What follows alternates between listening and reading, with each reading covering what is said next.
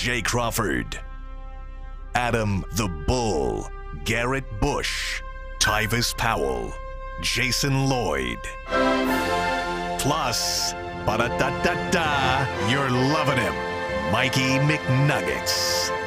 And so many big names, it would take me hours to say all of their names. The ultimate Cleveland sports show starts now. Booyah! Let's go! Did Houston kidnap G. Bush? What happened? Is that what's going on today? I think so. He incited a riot yesterday. And what's my funny God. to me is, in the moment when he was saying it, I looked at Jason and I was like, oh my God, I can't believe he's going in this deep. Yeah. And G. Bush just didn't see anything wrong with his comments at all, and they went viral in Houston on some of the Texans' websites.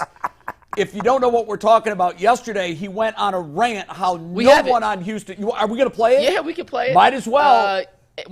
So G. Bush is coming in. He has to sit down so we can play it on tag board. Give me one sec. We'll Okay. have it. All right. We can play it in one sec. The gist of it is he just basically said the Texans are a bunch of kids and they have no experience and no one on their roster scares them. Yeah. And this is going to be an easy one, pretty much. Yeah. So And it caught fire. It caught obviously, fire. And G on the call this morning said, I don't get it. What did I say? Look, if a Texans fan, or excuse me, a Texans media member went on his show and took a dump all over the Browns, we'd be going crazy. We'd be going nuts. Who is this clown? So if you missed it yesterday, here's what G. Bush said that got it caught wildfire on Texans Twitter. Steve, play it. About CJ Stroud. You meaning to tell me, Myles Garrett, you got a 12-year-old back there? He just got a library card. Like, he talking about big time. These guys talk about Alabama versus Auburn and Michigan versus, y'all grown-ass men paying all kind of taxes. Y'all got wives, kids, mortgages, second homes, and you running around here telling me about Will Anderson? Come on, bro. You should feel disrespected that people is putting up 18 and 19-year-old kids against y'all. They still living with their parents on their rookie deal, and these dudes is talking about you. Listen, you got CJ Stroud. Hey, listen, I welcome CJ Stroud every single week and twice on Sunday. Like, I'm gonna tell you what, you got John. We already got did dirty by John Elway back in the day when he was young Elway. We're not worried about that. Yeah, young Elway. Wow. That's what people talk about CJ Stroud like he's young Elway. They be like, listen, you don't want to see no smoke with CJ Stroud. But guess what? It's an opportunity for y'all to do something. Y'all been crying for it for years. Let's go out here and get it done. We on the road. You playing a nice little team. And this is why I could care less. That was G. Bush yesterday, and now here he is. So I was just saying that G was kind of surprised on the morning call. Like, I didn't even know why it blew up like that. And I said, if a Texans media member went on their show and dumped all over the Browns, Browns been a big fans story. would get their teeth in it. It would make its way to the Browns locker room for sure. Yeah. And we would talk about it and say, who is this clown?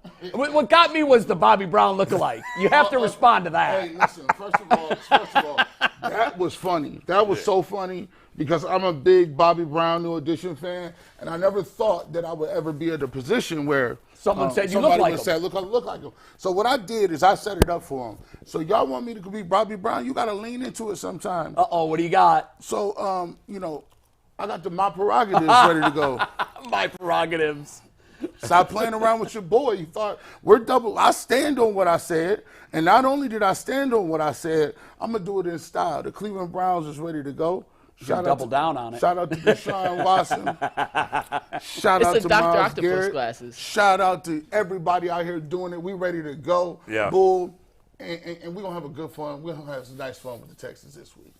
Listen, I'm not as confident as you are. I think the Browns are going to win. I have respect for the Texans. I think they're a pretty good team. I think the fact that they have a rookie coach and rookie quarterback does matter. Sure. I think that is a big deal. I don't think even big college games prepare you for the intensity of the playoffs. But, I mean, the Texans can win this game. Of course they can win this game. Yeah. Certainly. And it's not – and, it's funny. It's not like the Browns have a lot of guys with a ton of playoff experience. No, we don't. Now, the most important position, you got a lot at quarterback. Yeah. But outside of him, Juan Thornhill's got some Right. some playoff pedigree. cred with the ring. Yeah. They got the pedigree. But and Flacco, you're right. I mean, you're comparing a puppy Right. to a canine German Shepherd that's been on the gig for 14 years. Yeah. Amari Cooper has some playoff experience, certainly, but most of the Browns skill position guys don't have either none or Games. very little. Those that have some with the Browns have 2 games, and Right. that's it. We're getting much more talk on that, I Yeah. promise. But the headline to today's show is no backpedal from G. Bush. No, in fact, not at he's all. digging in and going No, forward. you got to double down at some point. Matter of Well, fact, he's doubling down. Let me put my jewelry out. Shout out to Deshaun Watson, too.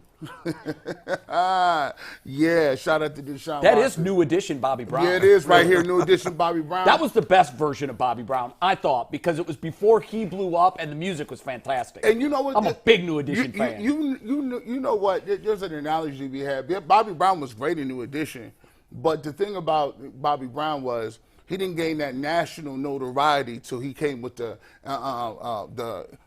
My Prerogatives. He didn't come with the Tenderonis yet. So then when he hit that level, he was multi-platinum status. Solo star. star, Yeah. Bobby Brown. The Right. Browns is going solo this weekend. All right, we got a lot to get into. Cecil Shorts is going to join us. If you watched him when he was on the program a couple of weeks ago, he's fantastic.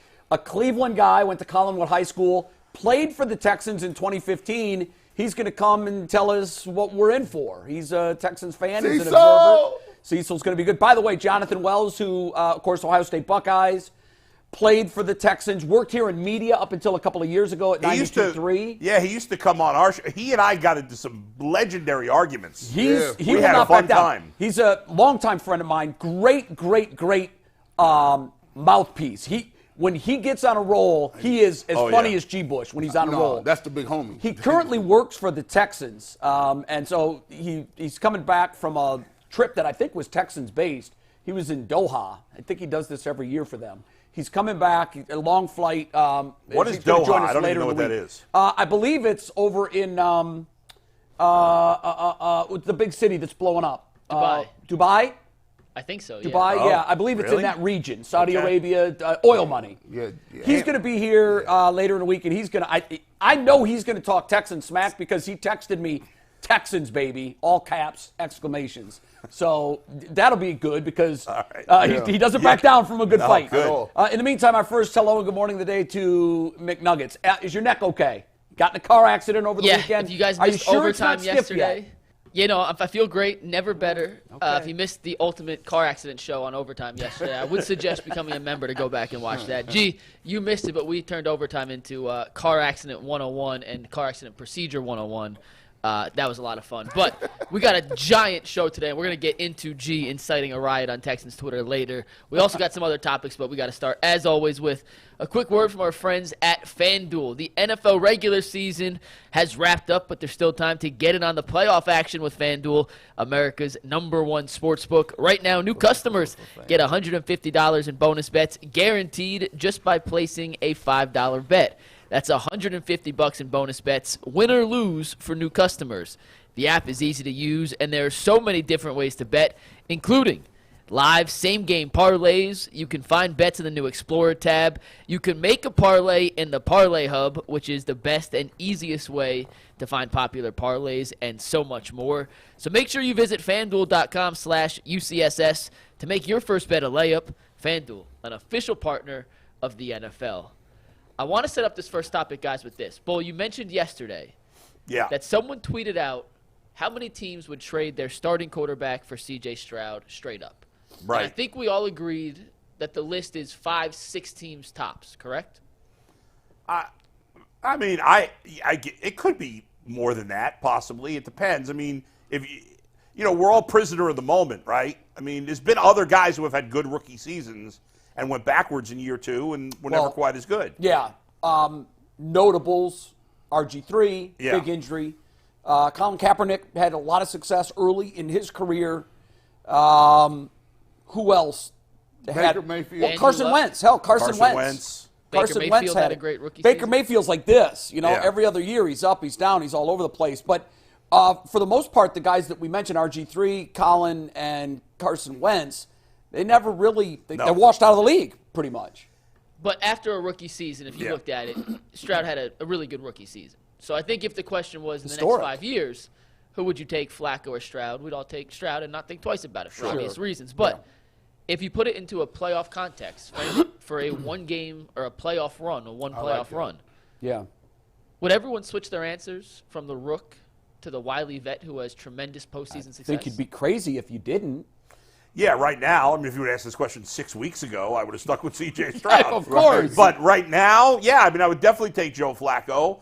There's no debate that you would take CJ Stroud over Joe Flacco going forward. But for right now, of course you'd take Flacco, in my mind, because I got one guy who not only has a ton of playoff experience and has won a million games on the road, not literally, but, you know, he's won a lot of games on the road, but also he's playing very well. Now, you could argue Stroud's playing a little better than Flacco because he doesn't turn the ball over, but there's not enough of a gap in their play right now that I would go with the inexperienced guy. So, of course, I'd go with Flacco. Yeah, I agree. Flacco's 5-0 in first playoff games, which means he's never been bounced in a first-round game.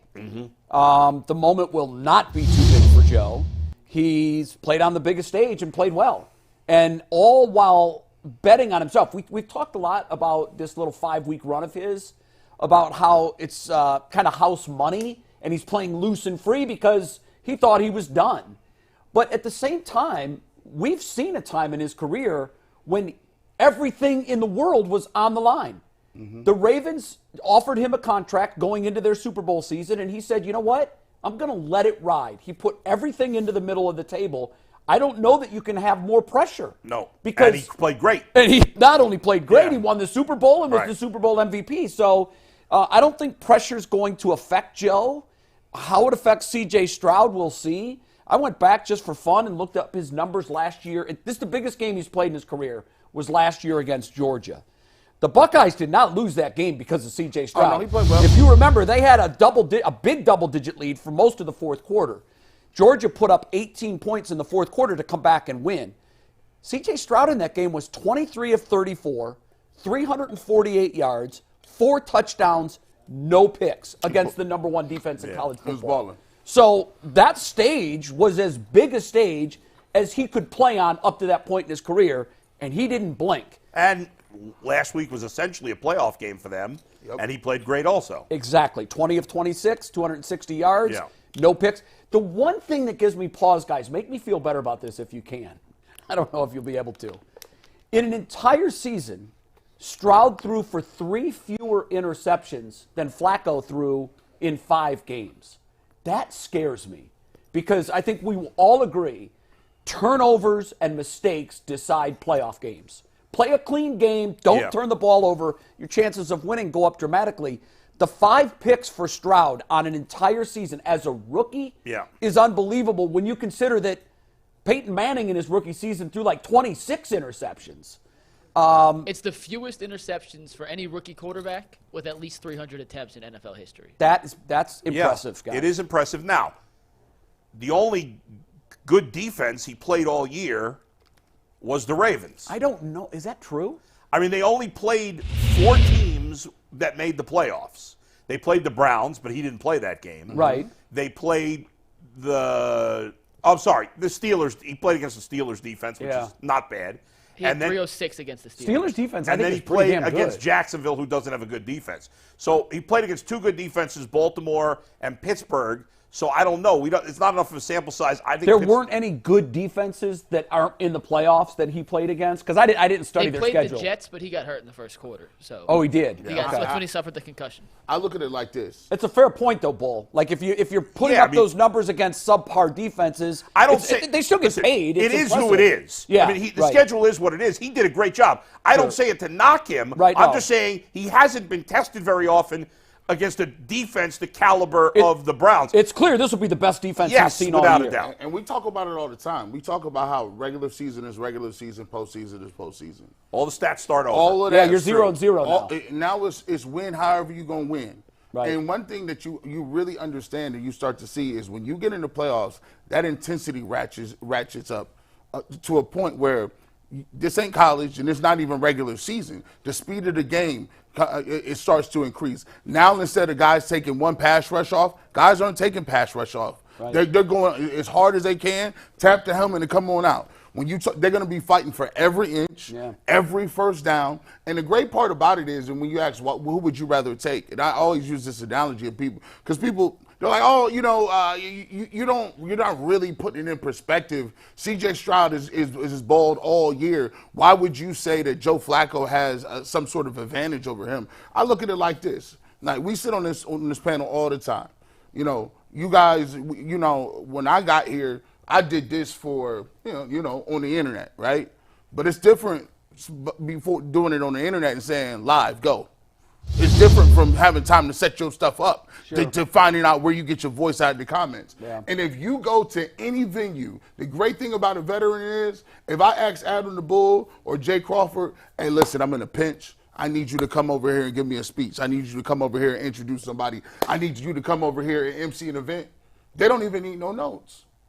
They don't need no notes. They done it so long, so often, that it's like, all right, well, let's go. It doesn't matter if it's a bar mitzvah. It could be a baby shower. It could be call bull for the bar mitzvah. Jay ain't coming to that. I still know. Sweet 16, a quinceañera.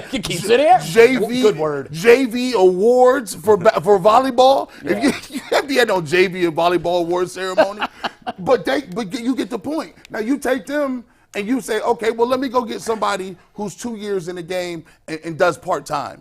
That's different. You get up there and start stumbling, bumbling. It's easy. That's what I look at Joe Flacco, and that's why he's able to throw a couple picks in games, because guess what? He's going to come back right and throw the ball like he never threw a pick before, and that's how he can keep his people in the game. Hey, McNuggets, can you pull up his playoff line? Touchdowns to picks in his playoff For Joe Flacco? games. Yeah, for Steve, you pull up 160, please. He's already got it built. He has 25 touchdowns, 10 interceptions, 3,250 yards, 88.3 rating, 88.6. Sorry, I mean, that's pretty. Sorry. Guys, that's pretty. Yeah. Now, a lot of that was earlier in his career. Obviously, it was all earlier in his career when he was a better quarterback. It shows, though, Bull, I don't think the psyche and the mental part of it changed much. Yeah. And I think what that shows is he takes care of the football a little bit better. At least the comparison, the ratio is better in the postseason than it was for him this year. Yeah. I just think it's really going to come down to the turnovers. And I want to touch on something you said on the speed of the game. I've talked to a lot of NFL veterans about the arcs of their career, and they always say, and you'll know this, and you've heard this, guys have said this all along, they thought when they were in college, how much faster can it get? I mean, it's football. And then they go into the preseason, and they kind of fool themselves because the speed is half speed, and they're like, right. Oh, this yeah, is it's easy. a little quicker, but it's not. And then that first NFL regular season games happens, and they're like, oh, okay, there were more gears to go in the transmission. And there's another level to this. And they've all said the same thing with the playoffs. The jump from the regular season to the playoffs is similar to college to pro. Now, if you go back to Stroud's early games as a Texan, he had some success, but he also struggled. Yes. And I think it took him a minute to adjust to that speed. I also think it will take him a minute to adjust to the new level of speed in a playoff game. Whether that's one game and he can adjust, or 4 games. It's different for everybody. Or one drive. Right. We all know. And there's no doubt. We all agree he's a special rookie. He's not just a rookie. However, there's a reason why rookies playing in their first NFL playoff game have a terrible record. You're right.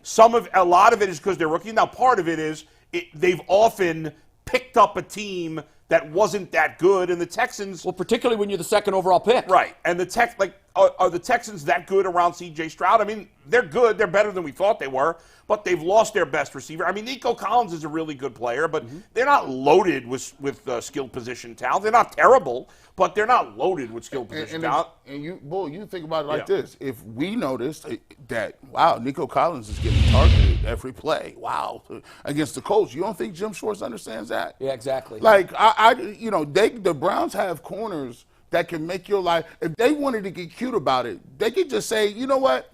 Nico Collins is not getting the ball this game. We got 2 on him, and we got 2 really good ones on him. So let's see if you're patient enough to dunk it to Dalton Schultz. Let's see if you're patient enough to stick with the run game and not force anything. Right. Let's see for 4 quarters, can you make the right read under pressure and not force nothing?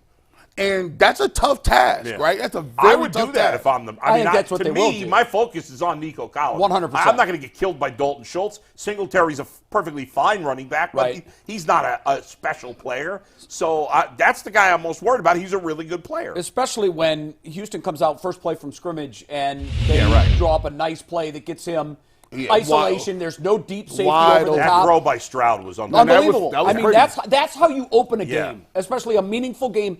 And I want to make this point: when you're playing on the road, as they were, Yeah. it was brilliant. I thought for them to draw that up. If you miss on it, you miss on it. You got to miss deep. You Yeah, can't right. underthrow it. But if you miss on it, fine. But if you hit on it, and they did, and they talked about it on the broadcast. The energy was just completely left the building. Yeah, that It's was the that same place way the was on Browns fire started to start the against game. Texans. Yeah, with same- Amari Yes. Cooper, very Same first play. 100%. By the way, I got to Mike- bring something up to you guys real quick, Bull. Yeah, go ahead. I went through, I made the Flacco playoff stats this morning. I didn't remember or realize this, but to your point about quarterbacks getting more comfortable as the season goes on, I think there is, and I'm sure there's tangible evidence. I don't have it ready to present right now, but quarterbacks in the playoffs also getting more and more comfortable. How many games do you think it took in Joe Flacco's postseason career for him to throw just 2 touchdowns? Just 2. How many games? I don't think it was the Super Bowl year, was it? No, he did before Super Bowl Oh, year. okay. Yeah, but I bet it was a number of games into his his playoff career. 6th postseason game. Yeah, it's different. You ready for his numbers in his first 5 postseason games? And Yeah. once again, that 2011 playoff run, unbelievable. First playoff game, 9 for 23, no touchdowns, no interceptions, 135 yards. Second, and he won. And they won that. They won that game. But they also won this remember next too, game. just for context, the play calling for him was super conservative. limited. And they had a because great defense, great They running game. basically Yeah. said, Joe, we need 1 field goal drive, Yeah, and we're yeah, going to yeah. win the game. This is not an indictment on how he won these No, games. I'm just right. putting out there for They a little just took context no and how- chances because they didn't need to. And I'm saying this to show that they had the reins on him as a young rookie Sure. quarterback until he got better. Second game, they smartly. also won this game. 11 for 22, 141 yards, 1 touchdown, no picks. Wow. Won that game. AFC Championship game against Pittsburgh. 13 of 30, 141 yards, no touchdowns, 3 picks. Wow. Got smoked in that game. Yeah, yeah. Next year, wild card round, they won this game 4 for 10, 40 yards, 1 interception, no touchdowns. Won that Wow. game. Next game against Indianapolis, 20 for 35, 189 yards, no touchdowns, 2 picks. They lost that game. Jeez. After that, his playoff took 2 years of playoff. They won 3 games, so it's not like he did nothing, but numbers, 1 touchdown, 6 interceptions in his first 5 plays. Man, in that's playoff terrible. games. And then he took off. Yeah. Then he takes off. You have 2 touchdowns, 1 touchdown. And everybody 2, grows 2, at a different yeah. rate. 3, 3, 2, 4 in his next 11 games. So just, I'm not trying to make a point. I'm Mike. just showing that there is growth here that happens. Sure. Mike, let me ask you this. Shoot. How many of his playoff losses were to Roethlisberger, Manning, and Brady? Were they all? So he has, in his career, 5 playoff losses. We'll count this year Yeah. first. 2009 to Roethlisberger. 2010 to Manning. Yeah. 2011 to Roethlisberger. 2012 to Brady. And 2015 to New England. That was Brady. Yeah, you're right. All, So all there you of go. All of his losses with the And Hall of Fame quarterbacks. That was a really tough time for anybody in the AFC not named Pittsburgh, Yeah. Indianapolis, or Denver. I mean, it was mostly Indy. It was mostly mostly New Manning England. and Brady. It was mostly right. But Ben Roethlisberger's a Hall of Famer too. Had Ben played Yeah. in another era, probably has 2 more Super Bowls. Yeah. I mean, he's not that level of quarterback, but he's a Hall of Fame No, quarterback. but their runs were stopped. Yeah. The same with Roethlisberger. A Yeah. lot of his playoff losses came to Yep, Tom Brady. that's right. Or Peyton Manning. I was doing some research yesterday. We've been talking about the narrative that Joe Flacco wants another opportunity because he thought he was out of the league. I found this comment that Ray Lewis had when Ray Lewis retired. It was in 2016. Now, mind you, they played together from 2008 until 2012. They won the Super Bowl. He carried them. And I think he's haunted by the way he's perceived in the league, right? And it talks about it. It says, Ray Lewis publicly questioned the passion of Joe Flacco when he was asked why the Baltimore Ravens quarterback has been so inconsistent this season. He says, and this is Ray Lewis talking about Joe Flacco, he says, gifted? Sure, absolutely. Passion about what he do in the game? I've never seen that. Lewis told Fox Sports 1 on Thursday, I don't know what that looks like. And he's talking about in terms of whether or not Joe Flacco is passionate about what he does. And you know, Lewis said that Flacco isolates himself on the bench after a big play. We've seen it here. And he said he believes more emotional players like Steve Smith need to coax Flacco into showing more emotion. Which he has shown a lot of emotion with the Browns. You know what? Let's just talk about that comment. I love Ray. But honestly, I think that's an unfair shot at Joe Flacco, and here's why. When our quarterbacks are overly emotional, the quick critique is, oh, no, I need him being on an even keel. Too high, too And when too they're high. on an even keel, we say, hey, show like you care. Well, we do that with coaches, too. We do it with coaches as well. Yep. We do it with players in general, but specifically, I think, with quarterbacks. Yeah. And I just think that's an unfair character assassination on Joe Flacco. Look, But also- no one was as passionate as Ray. Right. But also, Jay, like, he came into a team with all these great defensive players, and And he was never going to be the leader of that team. Never. He might have been, who knows, maybe he was a little intimidated when he first got there. He felt like he couldn't lead. Who knows? I mean, he's a Possible. different player now. We saw, you see him all fired up on the sidelines. Now He seems very different. Now it's because He faced the end. he when you look at your legacy, and that's a big thing about when people write stuff, like they talk about the pen of a scholar is way more than the blood of a martyr. Like when you write the narrative, that cements you. When 4 or 5 people, That's legacy bound. That's done. Yeah. So not very many people get the opportunity to come back and rewrite their legacy. He's writing a postscript. Yeah, he's like, hold on, these are contemporaneous notes. Hold on, I wrote this.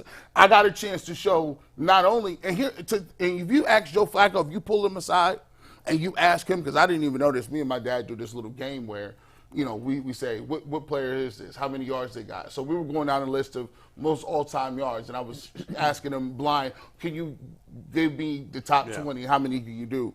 And Joe Flacco's in the top 20 in a lot of those records. And if you pull him aside and say, do you feel like you're a Hall of Famer?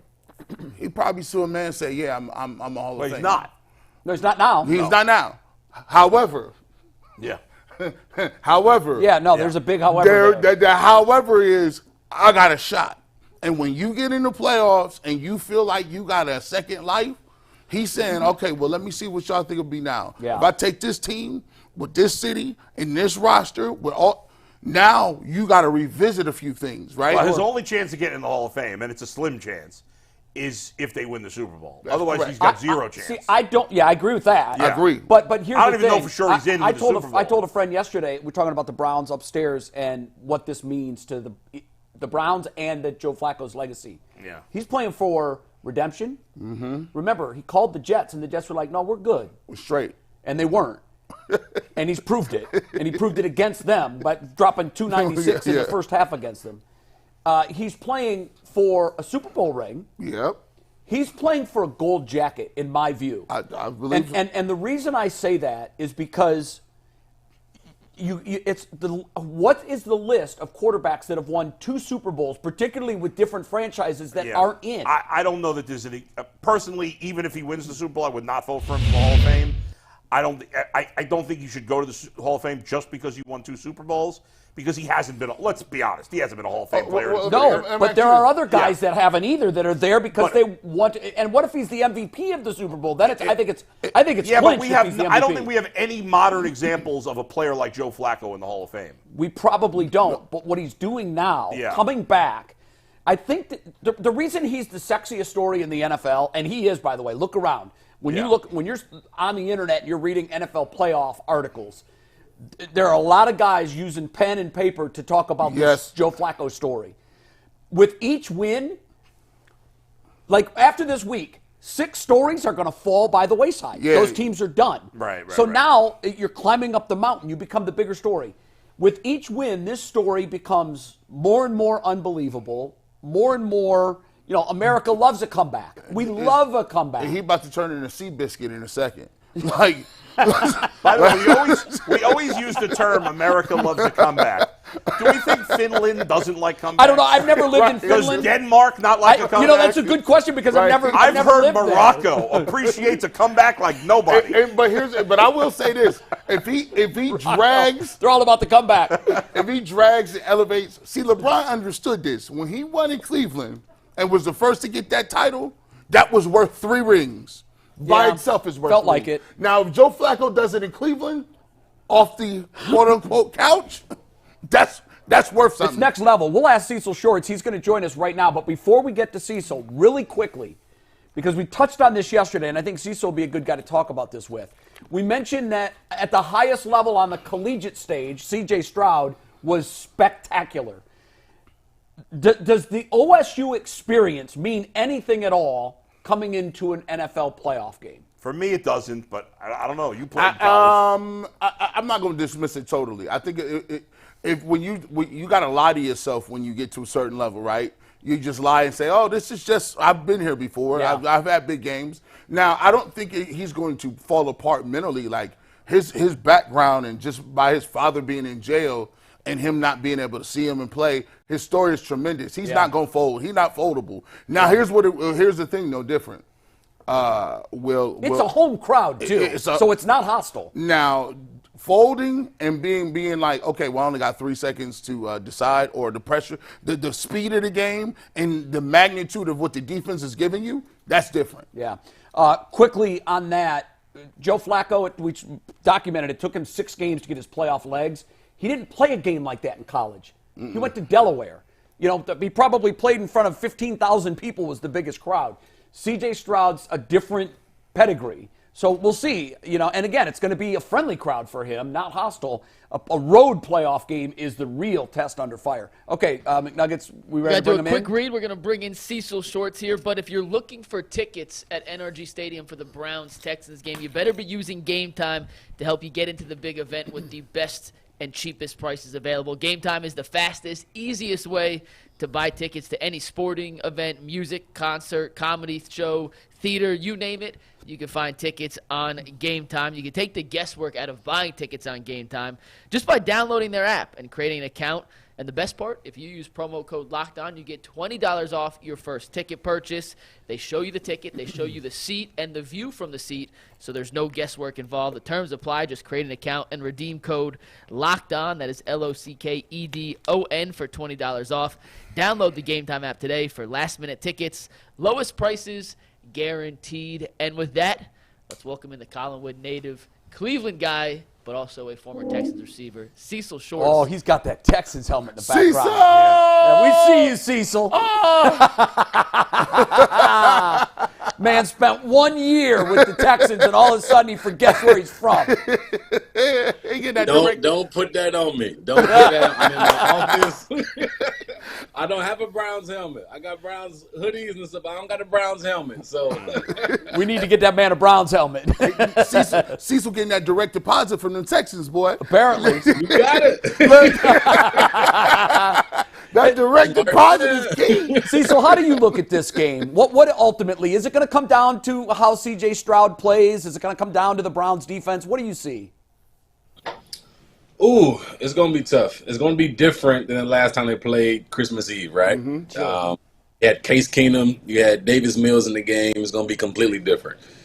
I think it's going to come down to the Browns defense and can they impact CJ Stroud.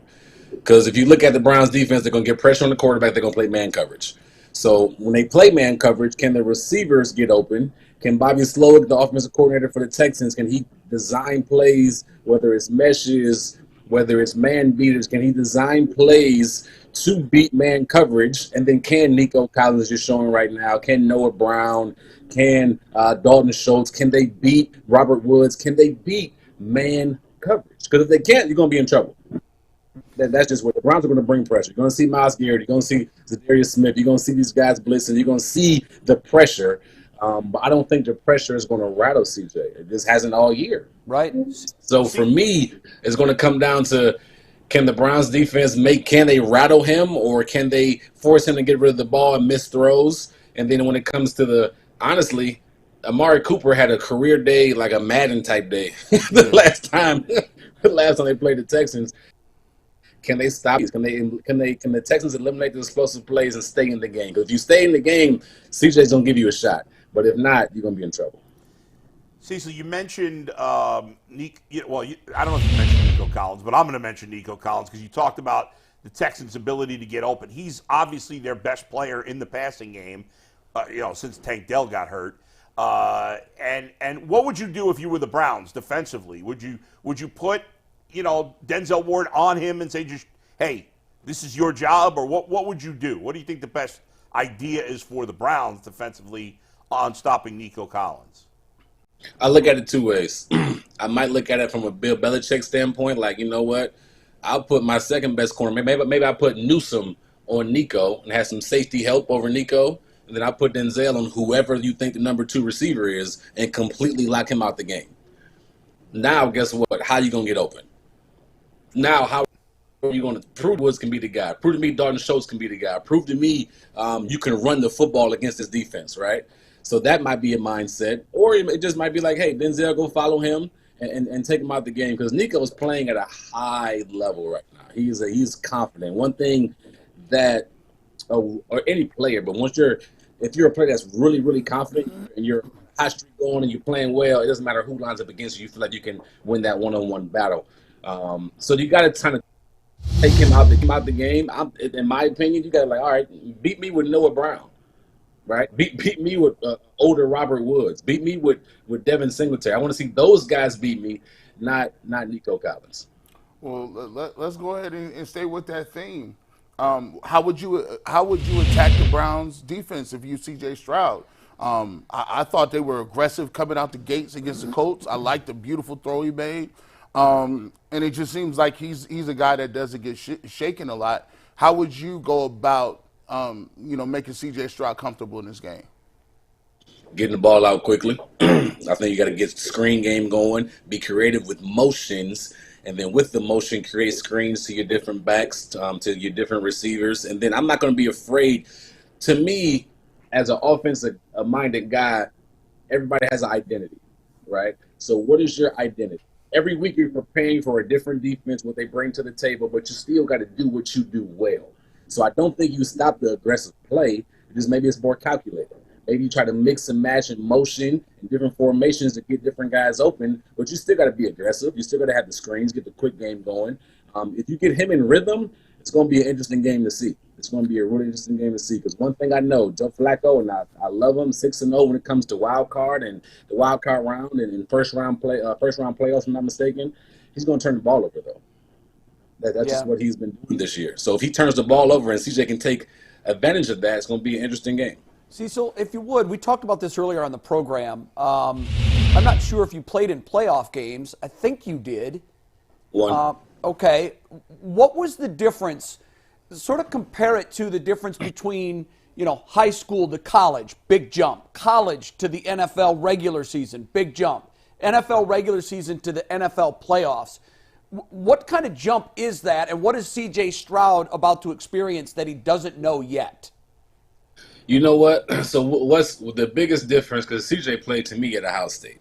The atmosphere he saw at Ohio State, the people watching him, the people he played in front of, is more than the NFL.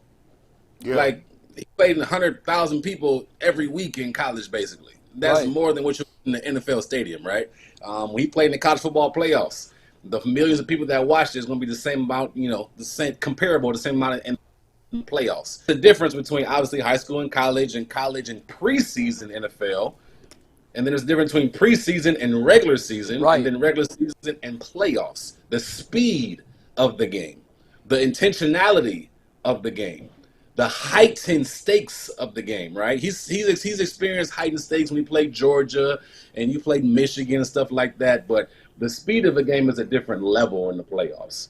I've never seen everybody moving faster, and I'm not sure if it's just because of the situation of you win or go home, right? It's heightened stakes. Really, guys are coming out there to play, but it's different in the playoffs, completely different. So he'll be at home. It'll be a calm atmosphere on offense. It won't be too much going on as if he was going to Cleveland or Kansas City or Buffalo, but the game is going to be. That's one thing Cleveland has an advantage of. They've been there, they've done that. They have veterans that played in the playoffs. They understand the big stakes. They understand the speed. And it's going to be different for CJ, I think, especially early on. I'm curious, Cecil. I don't think we've talked about this yet this week, but Mikey McNuggets, our producer, and I were talking over the weekend, and he asked me if I thought if Jim Schwartz was going to interview for a job. Ooh. There was reports of Jim Schwartz going out for a head coaching job. Now, as far as I know, Jim Schwartz is not interviewing right now. But we talked about whether that could be at least somewhat of a distraction for the team, and I thought it might be at least a small degree. Well, your guy, offensive coordinator Bobby Slowick, is not only been requested by one team, he's been requested by 2 teams already. Now, I don't know when they're going to talk to him, but he's 36. He was basically a gopher 4 years ago as a quality control coach. He's only been a legitimate assistant coach for 4 years and an offensive coordinator for 1 year, and 2 teams are talking to him potentially about a head coaching job. If I'm him, I mean, that's got to be in my mind, and how much would you be worried about that being a distraction for him and the Texans? Nothing, because of DeMeco Ryans, because how DeMeco runs his team, how he has the culture set. They're keeping the main thing right now. And obviously Bobby has an opportunity to elevate his career, which that will come whenever, if it's this year, next year, the year after that. But the way he has these guys locked in and have these guys focus, Bobby Slowick is focused on the Cleveland Browns right now. That's just what it is. Everything else will come when it comes, but right now he's locked in. This team is locked in. The way he's gotten these guys to play the last 3-4 weeks, really the whole season, he just is a great leader. So I expect Bobby to fall in line with what the task is at hand. And if not, honestly, if you don't go out there and perform this week and at least put up a decent performance this week, they might take their interview away, their request away. Like, what you got going on? But I think Bobby be locked in. It can be a distraction at times, but the way DeMeco's leading this franchise, I just don't see it being a real distraction at all. Cecil, just to stay on that note for a minute, I've always felt, as a guy who never played at any kind of high level, that from an outsider's perspective, I always thought that the way the league goes about coaching hires is wrong. That it shouldn't be about, well, this guy did a good job with an offense or a defense last year. It should be, to me, all about how is this guy as a leader of men. You just mentioned your head coach there. Clearly, he is a great leader of men. And I think that, more than his ability to call defense or any of this other stuff, is why he has had success. And along with Kevin Stefankski, who I believe is another leader of men, is why they're the top 2 candidates for Coach of the Year. We've seen that with Mike Tomlin. And I think the league all too often wants the hot coordinator instead of the guy who's the leader of men. Am I right about this or not?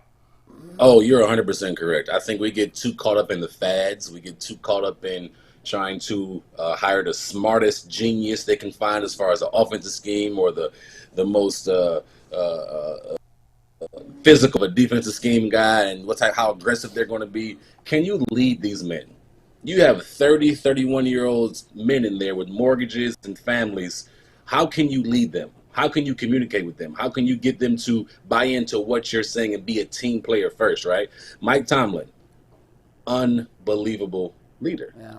Like, unbelievable leader of men. To never have a losing season, to go through whatever he went through this year. I think his name should be in the Coach of the Year, but his name can get votes or whatever because, I mean, look at his quarterback situation. Look at his injury situation. Look at what all he went through and all the critics saying, should he still be there? What's going on there? And they 10-7 make the playoffs. Because he's able to galvanize the troops and communicate to men at a high level to get them to believe in, hey, this is a team first. Let's put ourselves, our selfish egos aside, and let's do what we have to do to win this for the team. It's the same thing with DeMeco and Kevin Stefankski. They find ways to communicate with these men, and they buy in, and that's the number one quality you need to be looking for in a head coach. Can they be a leader of men, period? Yeah. Cecil, we're about to get into this conversation later on in the show, but I want to get your thoughts on it because you're a former player. There's a lot of times, when it comes to awards talk about like defensive player of the year, offensive player, MVP, coach of the year, those things. Mostly, they give it to the media and the media votes on it, and certain writers or journalists have a vote. I've always kind of had a problem with it because, there's been multiple years where I could go back and look at it and say LeBron should have had MVP 4 years in a row. The fact that Kobe won it one time is ridiculous. Like, they use certain things, narratives to disqualify or qualify people. But the pushback is that the players wouldn't do a better job because they're not plugged into it. They don't know who's good. They don't watch every single person every single game. Do you think there should be a system where the players do vote on awards, or is it just what it is? I think it should be half and half. I do think the players should have some type of influence. By the way, I love your glasses. Thank you. The swag today is on point. You got the dark glasses on, the chain, the wristband. Cecil, the details into it, I love. A Texans fan. It's small, right? He went viral yesterday for saying that the Texans have a bunch of young kids with library cards and still living with their parents. That got posted on some Texans websites. They went and crazy. Someone said, "Who is this Bobby Brown lookalike?" So he decided today to come in and look like Bobby Brown. I'll give you that Bobby Brown. It's in the bag. It's just there. I like them. I love the young kids. They got a lot of young punks. But I'm just saying, they got the library cards. To answer your question, though, I do think the players should have a type of vote because they can see things that the media can't. It's like the media may see things that the players can't. So I think them combined working together could give you a better outcome of a more consistent, or who is the actual best player for the Rookie of the Year, Defensive Rookie of the Year, whatever the award may be. But I think it's just fair. Like, hey, the guys in the locker room are going against, whether it's the offensive line or defensive line, the corners, the safety. They can see things. And they personally have experiences like, man, this dude, and he needs to be in the running for whatever award, right? The same way the media can look at probably a multitude of games and say, hey, this guy deserves because of this, that, or this game. I just think it should be a collaborative effort, and that can be probably a better outcome for everybody. Yeah, I mean, it could be interesting if you had, what is it? I think a lot of these awards, it's 2 representatives from every city in the media, and maybe you could have 2 guys from each team get a vote. Guys we know are going to take it seriously. You can't vote for I think you'd have to say you can't vote for your teammate. Otherwise, it would, that would have to be a caveat of it, I think. But you could make it work. And I think Cecil's right. I think there are some things the players would miss, and there are some things that the media misses. I think it's a fair point. It'd be a good balance. We'll see if they actually do it. Cecil, one thing we've talked about on the show throughout the season is the fact that it feels like the pendulum is swinging from offense to defense. Do you see that trend? Just a few short years ago, we saw playoff games that looked like pinball games. 300 yards, 400 yards, touchdowns everywhere. It feels like general managers, front offices, and head coaches have put a higher priority on defense to slow that offensive train, and it feels like it's happening. I think they had to go on the defensive side because the offense is putting up so many points. I mean, a few years ago, it was a Monday night game, if I'm not mistaken, St. Louis Rams. I'm aging myself right now. The Los Angeles Rams and the Kansas City Chiefs was like 51-50. Mm-hmm. Like the points and the quarterbacks and honestly, the game is made to favor the offense, right? So if I'm a head coach, I have to go out and be aggressive on the defensive side of the ball and figure out, okay, who are the best guys to bring into my team, whether it's free agency or draft, to be able to slow these defenses down. Do I see the tide turning? I don't personally. I still think the game is still an offensive game. It's still putting up crazy amount of points. I mean, look at Mike McDaniels and what they're doing in Miami. You look at just certain teams and how they're putting the stats up.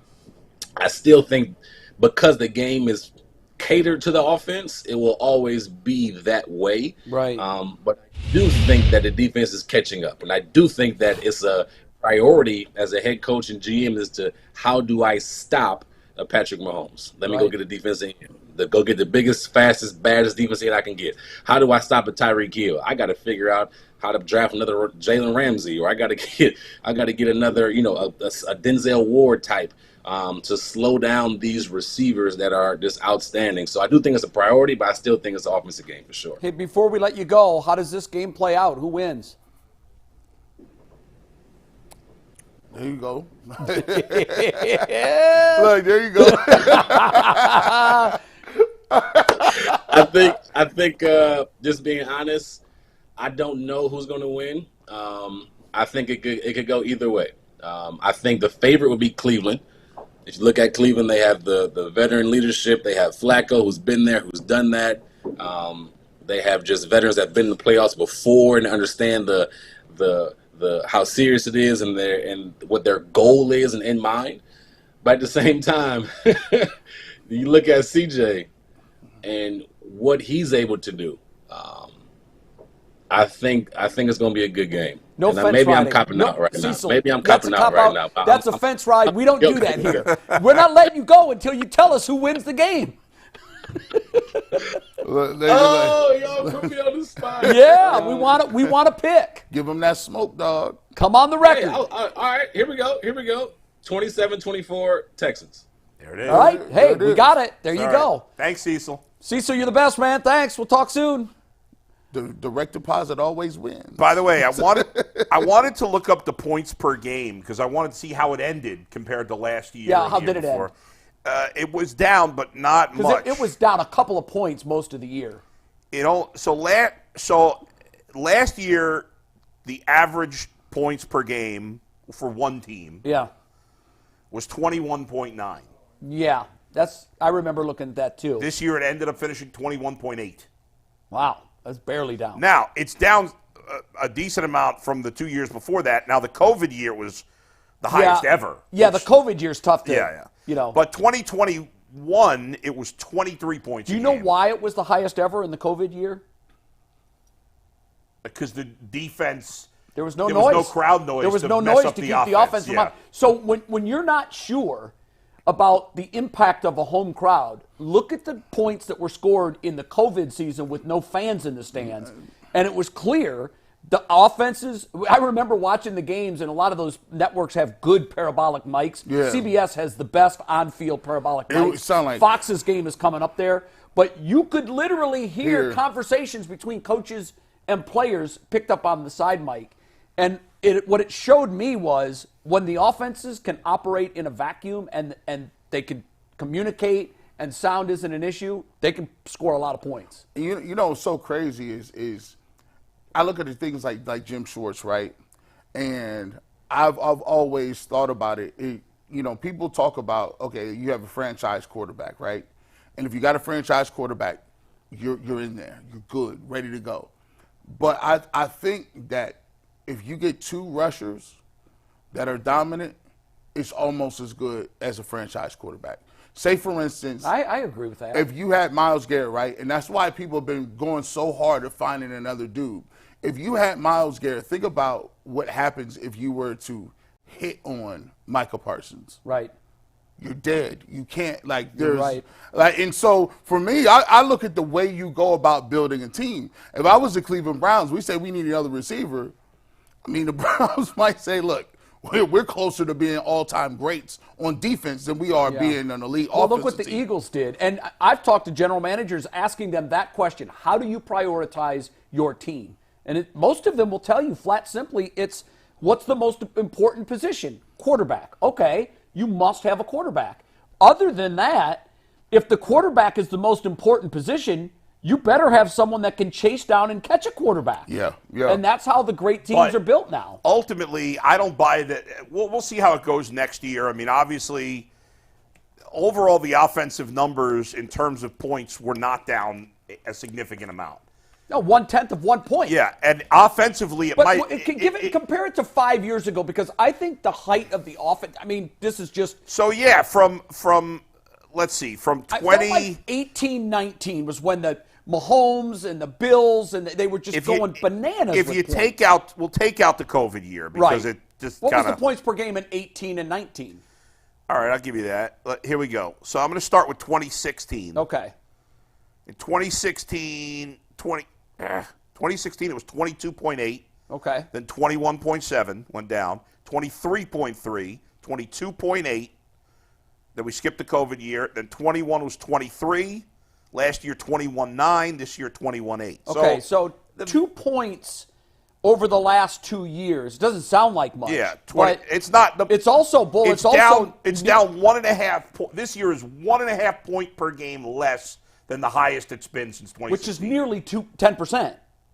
So when you look at it in terms of percentages, if you said scoring was down, it's about 8%. Yeah. Scoring is down 8%. That's a significant amount. Now, we'd have to dive a little deeper to see. Well, I'm wondering about defensive point scoring. Right, because this year it seemed like there were a lot of defensive touchdowns. Yeah. It felt to me like more than a normal year. And I don't know if that's true or not. So, in terms of defensive touchdowns, this year there was 0.11 defensive touchdowns per game. Wow, 0.11. Okay.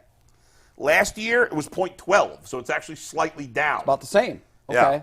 Yeah. 1/1000th of a percentage down. Yeah. You know. Kick returns and punt returns exactly They're the same negligible this now. year. They almost don't happen. 0.02 Yeah, both years. I mean, those are such long shot So plays now. it's not a significant change. I will even admit it seems like I would have guessed scoring would have been more down than it was. Yeah, I would have too. And at one now, I point think this year it it was. picked up later in the It year. did pick up later in the year. Yeah. At one point it wasn't a full point, but Right. it was like 0.8 of a point. Yes. Now here's But- the thing: the one thing about when you win as a defensive team, I think these days, it's harder to stay good because when you win because your quarterback's great, that's a more consistent thing. Although for Kansas City this year, that was weird. I hear you, but it's still, would it surprise you if he played great in the No, playoffs? And not at all. Wouldn't, Not right? one bit. But with look at Philadelphia. You mentioned Philadelphia. Yeah. They won because of defense last year. Yeah. Their defense has been terrible this And what year. did they do? They went out and drafted. Everybody said, "Oh, this isn't fair." Right. They just went and got an all-world pass rusher. Right. And they have just completely They drafted Now- the defensive rookie of the year. Yes. They Yes. hit on Jalen Carter. Oh, by the way, speaking of rookie of the year, is it Nakua or is it CJ Stroud? I would go with CJ Stroud. I but, would too, I mean, because of the position. But Nakua had a historic year. 99 out of 100 years he would win. Yes. Yeah. But when you have a quarterback Yeah, that takes a terrible franchise to a home playoff game, That's tough. They both That's had tough to top. They won the division. They both Yeah. had all-time rookie seasons. They did, But yeah. one did it at a harder position. yeah, I agree. Yeah. Yeah. All right, guys, we're going to move on to our next topic, but first, a quick word from FanDuel. The NFL regular season may have wrapped up, but there's still plenty of time to get in on the action with FanDuel, America's #1 sportsbook. And right now, brand new customers get $150 in bonus bets guaranteed just by placing a $5 bet. That's $150 in bonus bets, win or lose, for brand new customers. The app is simple to use, and there are so many different ways to bet, including live same-game parlays. You can find bets in the new Explorer tab. You can make a parlay on the Parlay Hub, which is the best and easiest way to find popular parlays, and much, much more. As of this minute, the Browns now 3-point favorites in Houston. So visit FanDuel.com/UCSS to make your first bet a layup. FanDuel, an official partner of the NFL. Mike, it's interesting that the line just went to 3 because I looked at the FanDuel line earlier. It was still 2.5. The fact that I was waiting for it to go to 3 because I saw some other sports books it did go to 3, which means it's got to be when you move a point spread from 2.5 to 3, the two biggest moves of a point spread are 2.5 to 3 and 3 to 3.5.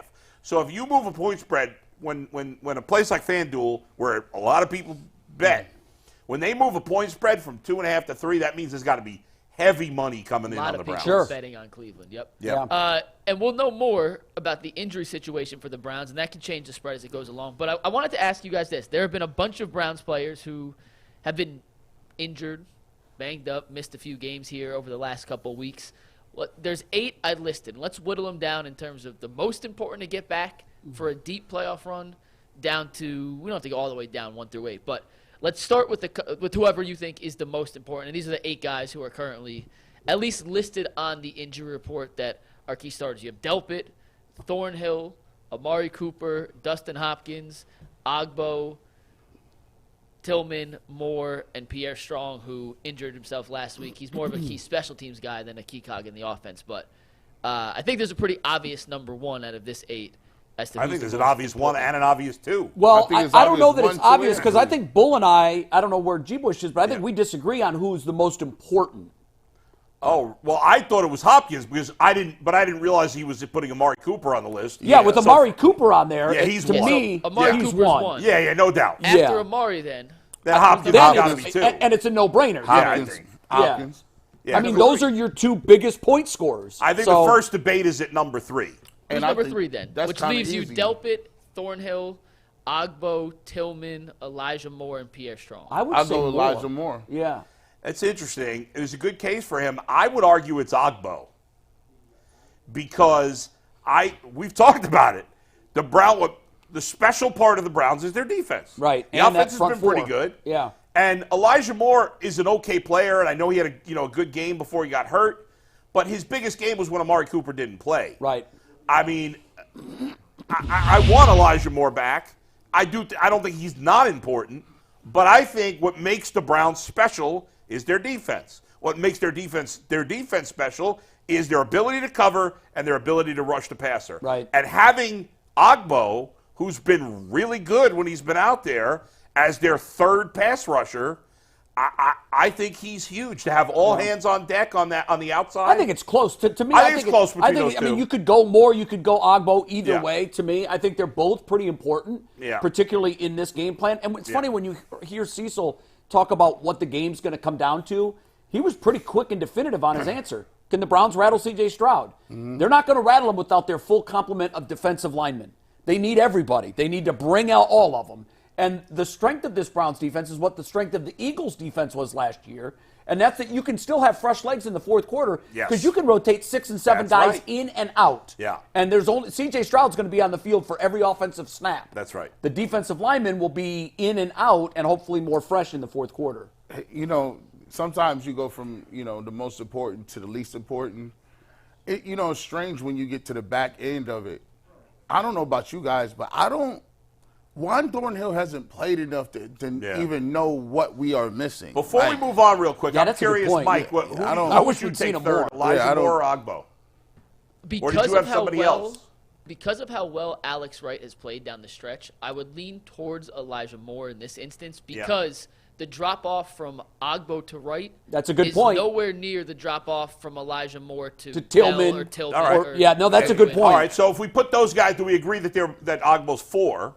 Yeah, I Okay. still do. I Yeah. think it's more, and that's a very Okay, fine. articulated very well. Yeah. There's somebody That's a that good could, if Ogbo can't go, we've got others that can fill his spot. If Elijah Moore can't go, I think that's a big problem for the Browns. G-Bush, can I say something real quick Yeah, go before ahead. you hop in?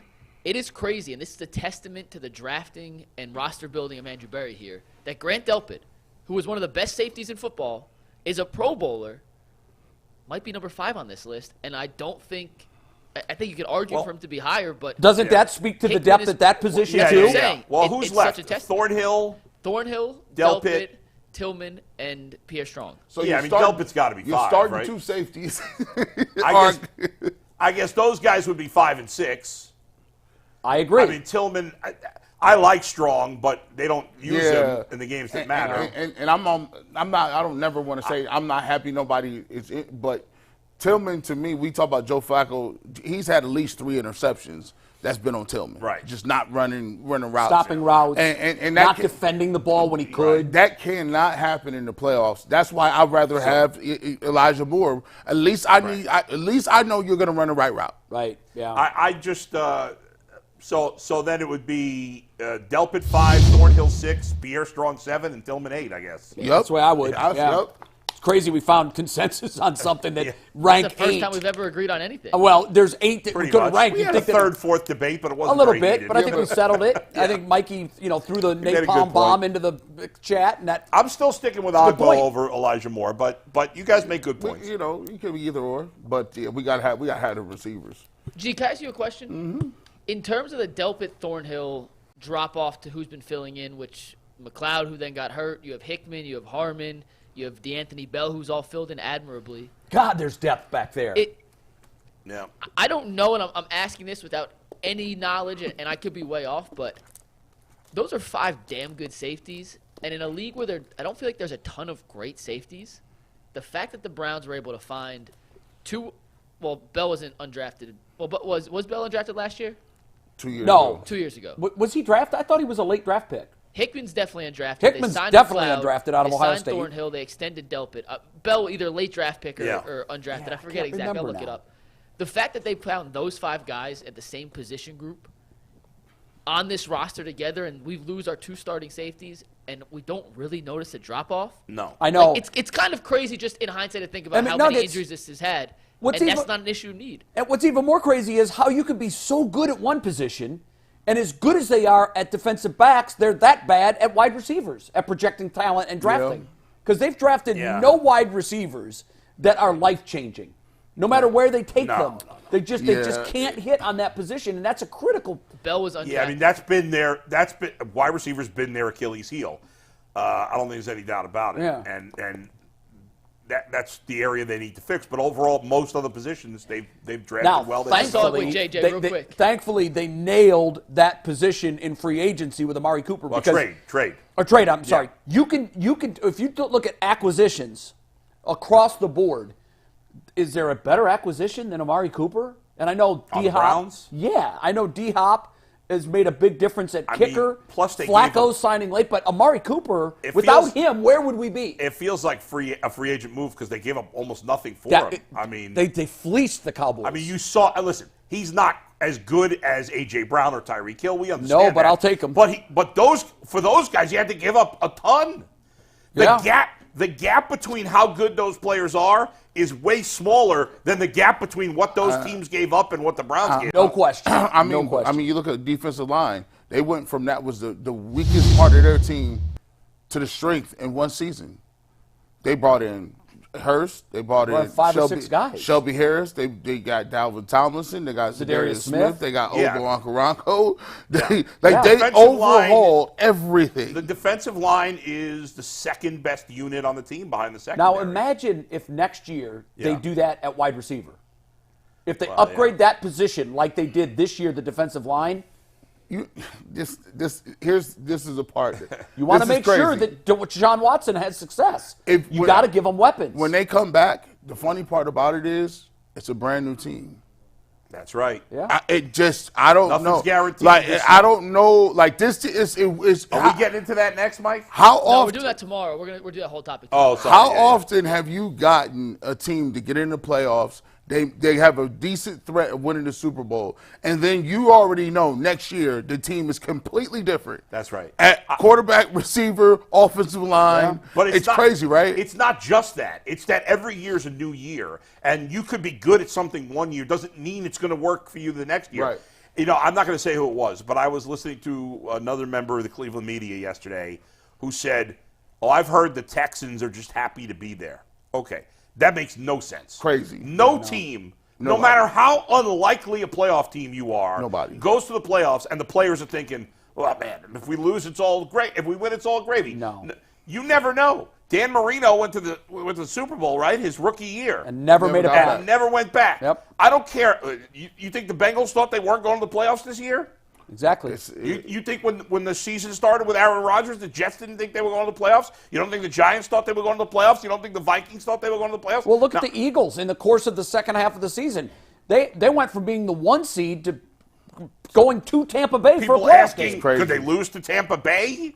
It's possible. You know, possible. Yeah. So nothing's guaranteed. No. And you know, I know there's some people that might think, well, I don't know, we were talking about more yesterday, so I'll just say it briefly, but like some people are thinking, wow, if the Browns are good this year, how good can they be with Watson and Chubb? You don't know things are going to, you know, the AFC might not be down. What if the Chiefs are better next year? Exactly. What if Mahomes and Burrow and all those guys are playing better next year? You never know. Success is fleeting and year to year in the NFL. There's no wait till next year when you have a chance to win that. You're right. Do it now. One more thing, we'll move on, but I saw on Twitter, this is before I got here, so you guys have to confirm this to me, but apparently Andrew Berry and the front office had Nico Collins circled as the guy they wanted. I can believe that. And then he got drafted 2 picks before they took Anthony Schwartz.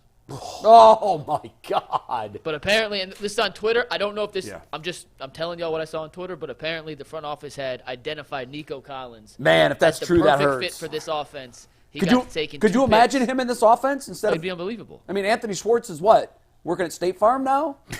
Not doing commercials either. Yeah, selling. That hurt. When I read that one. That's tough. He actually is an assistant coach at Rutgers with Corey. Now, I wouldn't be surprised. In fairness to both David Bell and Cedric Tillman, guys, in fairness to both of those guys, Nico Collins had done nothing before this year. Nope. I know. So it seems like CJ Stroud is the key that unlocked him. Yeah. And that's what a good quarterback can do. In his first 2 years in the league, combined. Now, it's better than David Bell, but his first 2 years in the league combined, he had 70 catches for 950 yards That's and 3 touchdowns. significantly better than David Bell. Yeah, I mean, that's not bad, but it's not like... No, it's not, eye-popping. No. He's averaged in his first 2 years 460 yards and 1.5 touchdowns. That's it's not great, but well, I'm guessing his impact on the offense went up when Tank went out. Yeah, but he got off to a good start. Then he got hurt for a little bit. He's also missed time. He missed 2 games as a rookie. He missed seven last year actually, and so actually those numbers aren't bad then for a season and a half. If he actually finished this season, it's crazy. More receptions, more yards, more touchdowns than Amari Cooper. Yeah, he's got. I mean, kidding. He got almost 1,300 yards, 1,297, and 8 touchdowns. He got a better quarterback, and he was a lot better player. Yeah. That's why when I look at it, those guys work in lockstep. You can't have an elite receiver. Yeah, it's complementary. It's a complementary position because there's lots of guys. Well, I don't agree with that, G. I mean, Josh Gordon had 1,700 yards with trash. I think Nico Collins, to me, he's having a great year. I don't look at him as an elite receiver. I look at him as a really good receiver. You can find outliers, Bull, but really, it's really hard for a great quarterback to continue to be great, see Kansas City, with a group of middling wide receivers. When you throw Tyreek Hill in there, and I know they won the Super Bowl last year without him, but the league has figured out how to stop that Kansas City offense now without wide receivers. We'll see next year. I don't know. And I don't think they don't have no Rashee Rice. Nobody impresses me for that. He's better than anybody they had last year. Yeah, Rice is a good receiver. They're still all number 2 to Travis Kelce. No, I hear you, but he got better in the second half of the year. He was a rookie. He did. I'm just saying, the elite of the elites make guys better. And I think it's the same thing at wide receiver. Hell, look at Lamar Jackson. They brought in 2 quality wide receivers for Lamar Jackson. Zay Flowers, them hitting on Flowers. Yeah.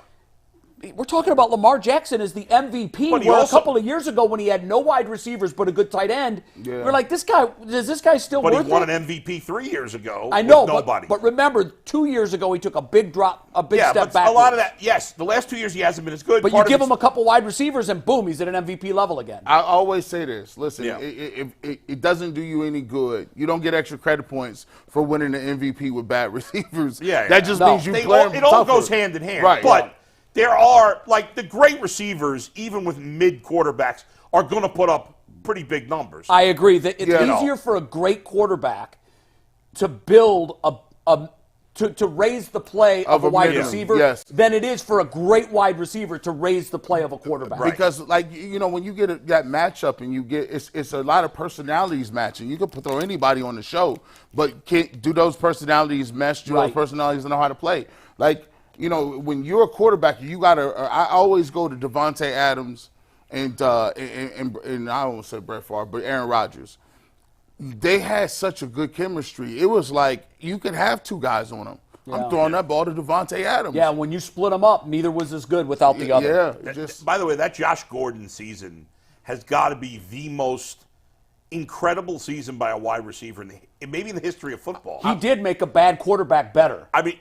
Well, it was multiple bad quarterbacks. Yes, you're right. I mean, and he only played 14 games, and he had, what did he have, 1,700, 1,600? 16. It's close to 17, yeah. I mean, it's crazy. Yards per game, it's got to be one of the best seasons in the NFL. Bring up Josh Gordon real quick, his game log, because I believe there was a stretch of 5 games where he had 900 yards in some crazy number. Yeah, I remember that too. It was damn near 1,000 yards. I think he had 3 200-yard games in a row or close to it. I mean, he was so dominant. What I did, I watch Josh Gordon highlights every year. I just do it. I don't know why. You want to remember what great wide receiver play looks like. My wife is the biggest football fan in the world right now at this point. She used to love basketball. She's like, oh no, I love football, I love the Browns. And I just wanted to see how good to the naked novice eye. I put the highlights on. I was like, yeah, that guy used to play for the Browns. She was like, where did he go? Why is he not playing today? He's the best I've ever seen. Yeah. The combination of his stupidity and the league rule stupidity he was cold. destroyed his career. But, man. He would catch slants bull and just run away. It was from absurd. everybody. Yeah. I remember in those years, we were doing our radio show from Browns camp. We were there every day. And just watching him, especially because the Browns had so little talent, that the guys that were good just stood out. And watching him around the other receivers that the Browns had, a bunch of nobody, Greg Little and all these yutzes, like this, it was crazy. That's what makes it more impressive, Bull, because when an offense has one weapon, the defense just neutralizes I him. know. You just build your defensive game plan around bracketing him, doubling him, high safety help. How many times did he catch that slant and take it to the house? It was crazy. It was really like video game talent. What was it, Mike? Go ahead. So just in a 4-game stretch, I'll give you the rest of it in a sec, but in a 4-game stretch from weeks 10 to 13, so 4 games, he had 36 catches, 775 yards, and 5 touchdowns in a 4-game stretch. 700? That's almost 200 yards over a 4-game His game log stretch. that season, remember he was suspended the first 2 games of the season. He missed 2 games. He went 146, 71, 86, 126, just 21. Who held him to 21? Green Bay. I remember that game. 44, and then this 4-game stretch, 125, 237, 261, 151, 67, 97, 82. I mean, he had 2 For a games grand under total 80 of yards. 1,646 yards. You know what's and 9 incredible touchdowns. about that is he had about 6-7 games where he didn't even hit 100 yards. Yeah. But most of them he had like 80 or 90. But He only had 2 duds. He had 2 duds. 21. and Yeah, but how many 44. games did he miss 100 receiving yards? 7, but he had 97, 1, 82, 86. So it was close. Right. and who were the quarterbacks? Give us the quarterbacks that year. I have to give me a sec. That's going to take a little Oh, bit. actually, Was that Whedon? Brandon Whedon was the quarterback. Jason Campbell? Jason Campbell was the quarterback for a couple of those games. Hoyer. Brian Hoyer. I've got Those the are the years 3. kind of. Brian Hoyer. Campbell, Whedon, Hoyer. Campbell started All 3, 8 games, Whedon 5, Hoyer 3. Unbelievable. All right, guys, let's do a Amazing. quick Ask of the Fans real quick. And if you're out there watching the show, do us a favor, hit the like button. Do us a favor. I'm telling you guys, it's completely free. Hit the like button, the subscribe button. It helps UCSS get out to everybody, not just in the Browns community, but Browns fans all across the world and football fans who want the best team-created content you can find on the internet. So hit the like button, Get to the hit the subscribe Texans. button. Sorry, Mike. Get to the Texans community, too. Yeah. So we can have more fights with G. Bush and the Texans. We love it. And if you can't watch live, you can always go back and watch. We also have a podcast, which you can download on Apple Podcasts or Spotify. So there's a number of different ways to get your UCSS content. Do us a favor, hit the like button, hit the subscribe button. It is totally free. Like the podcast. We appreciate you guys a lot. More than you know. All right, guys. I sent you this tweet from Bill Barnwell yesterday, which he's an NFL voter. He has a legitimate award. He's not necessarily old school. He does believe in analytics. And he released his He's a good writer. Yeah, very good writer. Very respected in the NFL community. And he released his column on his end-of-season awards. And on his Defensive Player of the Year award column, he wrote and voted for Myles Garrett 3rd, behind T.J. Watt, winner, and then Micah Parsons. We'll retweet this, but I'll give you the snippets of what he said in his column as to why he thinks Garrett will end up winning, but on his ballot, he was 3rd. He said his production in the second half of the season cratered after the injury. In the last 6 games, he had 1 sack, 7 knockdowns, no forced fumbles. He talked about there being more production than just stats. However, he goes into the advanced analytics, and since Week 12, his pass rush win rate was 3rd, behind the 2 guys ahead of him in Parsons and Watt. And he essentially said it's just hard for him to vote for the best defensive player in football to win the award when he had 1 sack in the last 6 games while other players did more. Myles is still the heavy favorite on FanDuel. Steve, you can take the odds here. He's minus 250. Significantly better chances than Micah Parsons in 2nd or TJ Watt here in 3rd. But after seeing Barnwell's article, are you guys a little concerned that Myles is going to get snubbed here of the award, knowing that it may come down to players or voters, just simply looking at that sack number, not taking the full thing into I don't think that's consideration? fair to say. I mean, Barnwell was pointing to a lot more things than just the sack number. No, I know. I'm not saying him, but I mean in the big picture of other voters. I was using Barnwell as an example. I mean, I think the question, Mike, is are you concerned that he still lost the award by diminished production over the last third of the season? I personally, because that gives me a little bit of pause. Yeah, I don't. To me, I mean, like I understand why Myles Garrett cares or his teammates. I don't really care if guys win awards or not. In the end, I don't think it. But you know, we do really know matter. It's big to Myles. Fans care, and he certainly cares. Yeah. I think, after reading the thing from Bill Barnwell, I actually said, he made a very strong case for Micah Parsons more than T.J. Watt. I agree. Because one of the things there that I didn't realize is, I know that Myles Garrett gets double-teamed way more than T.J. Watt, but I didn't realize Micah Parsons this year has gotten double-teamed even more than Myles Garrett. Which is a change. Yes, because Myles Garrett's always been the most double-teamed guy, and part of it's probably because the Browns' defense has been better, and Myles Garrett hasn't. There was a stretch. I think now he's playing up to what he was, but there was a 3-game stretch where he wasn't. I'm not quite even the same sure guy. he's back to what Maybe he not was. 100%, Yeah. but he's much closer now than he was like the first 3 games. Does it matter to you that the last third of the season his production was way down? It does. It's got to be factored in. I mean, listen, if Micah Parsons or T.J. Watt, as much as we can't stand the Steelers, if one of those guys wins, how am I going to be outraged about it? I think Myles Garrett's got as good a case as anybody, but I think from Barnwell's article, I thought Micah Parsons, especially of the other two, has a very strong case as well. Yeah, I read some advanced analytics on Micah Parsons, too, that I wasn't aware of. I probably see the Cowboys play 5 full games a year because they're always on prime time. Yeah, right, sure. And they're usually in an exclusive window, so I'm looking at them. His impact on the game, we said this about him last year. We're like, man, the guy is everywhere, and he's versatile, which I really like. Right. I think Myles is versatile, too, but I think Micah might be a little bit more versatile. For me, I'm with you. I won't be screaming, yelling, and stomping my feet if it doesn't go to Myles Garrett. However, all that being said, Myles Garrett is the Defensive Player of the Year. And I'll go to Ben Baby, the ESPN writer from the Bengals that we had on last week, when he talked about that combo stat that ESPN has created to sort of measure all the things that a defensive end does. And it is more than sacks. And that's why don't get blinded by the sack number and that Myles Garrett is down the list now. Don't get blinded by that. That position has a bigger impact than just tackling quarterbacks behind the line of scrimmage. How much does he help his other teammates get home? And when you bundle it all up, Ben Baby said the metrics are stunning. It's Myles Garrett and then a huge drop-off and then Micah Parsons, T.J. Watt, and others. So for me, Myles gets my vote, but I can see how someone else might think it belongs to another player. This is stunning to me. And I'm not going to say that people are intentionally doing this, but let's be clear about the way things work in this echo chamber we call America. We've been told forever that the Dallas Cowboys are America's team. There's a reason they're on TV every freaking week. They do ratings. There's a reason why Pittsburgh terrible towels wave all around the country. Yeah. Trust me, when you look at that and when you look at teams who are perennially there, when you talk about a national football approach, the Browns are never on TV. They play the 1 o'clock game. We do have a good national following, though. They got a good national following amongst our backers. However, when it comes to national guys drilling down on the minutia of play in, play out, down in, down out, the impact of certain players, to be frank, they're not paying attention to the Cleveland Browns. PFF loves Myles more than they love anybody.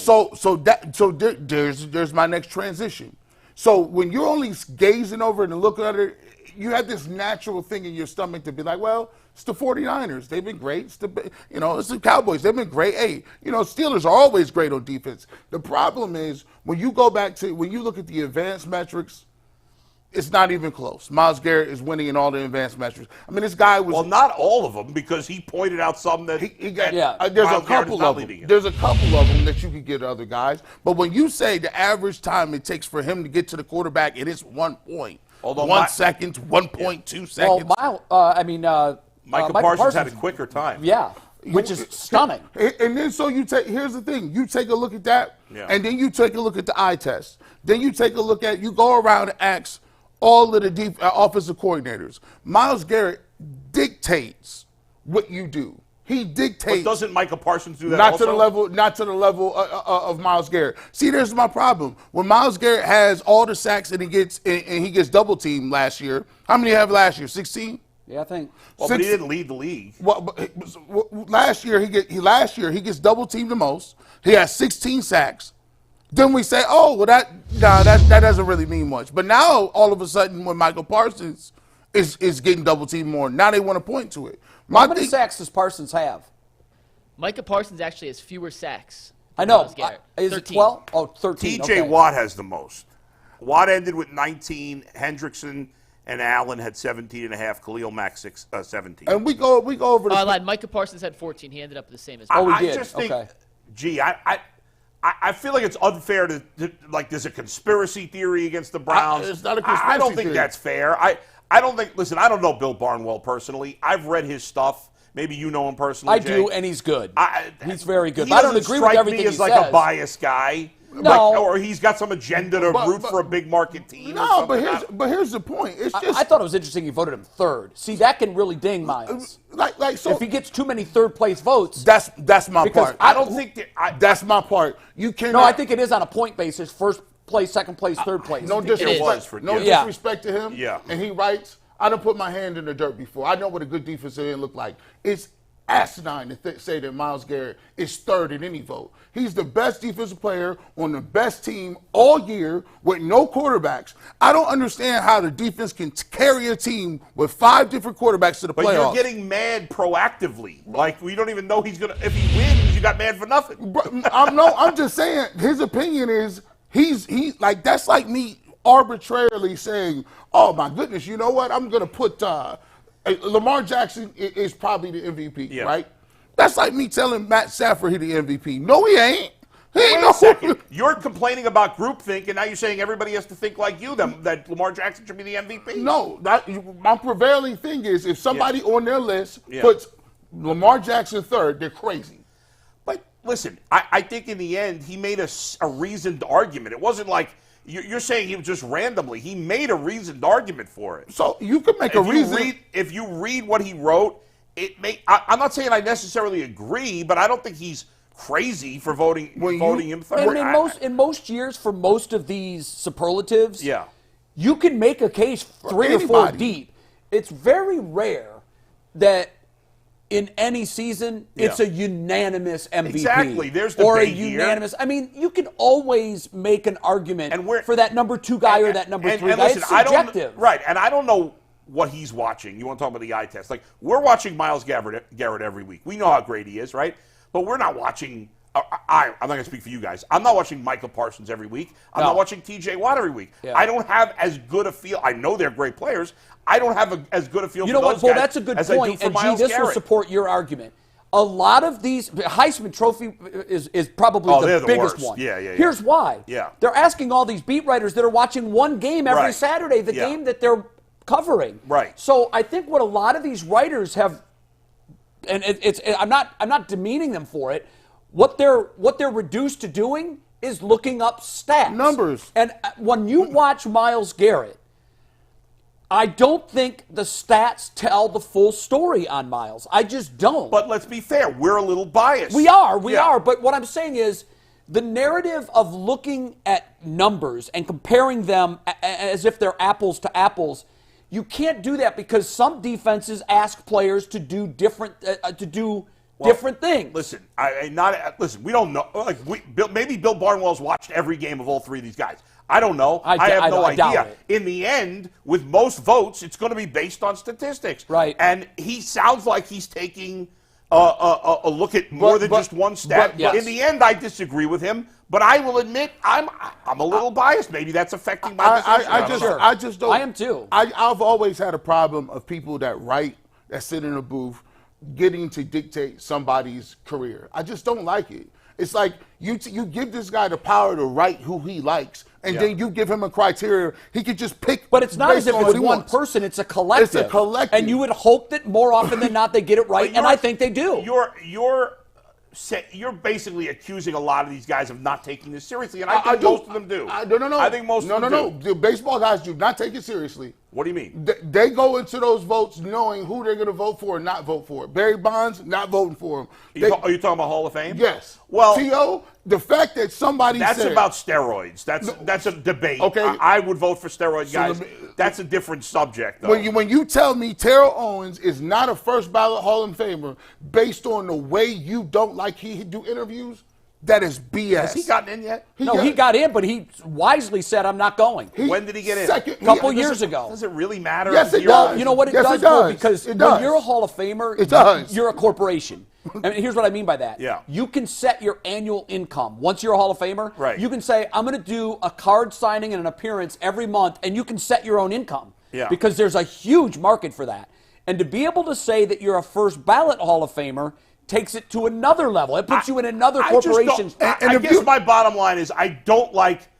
Listen, there's bad members of the media just like there's bad everything else, Sure, right? right. I'm sure there are probably plenty of voters or some voters that let personality and all that stuff get in the way.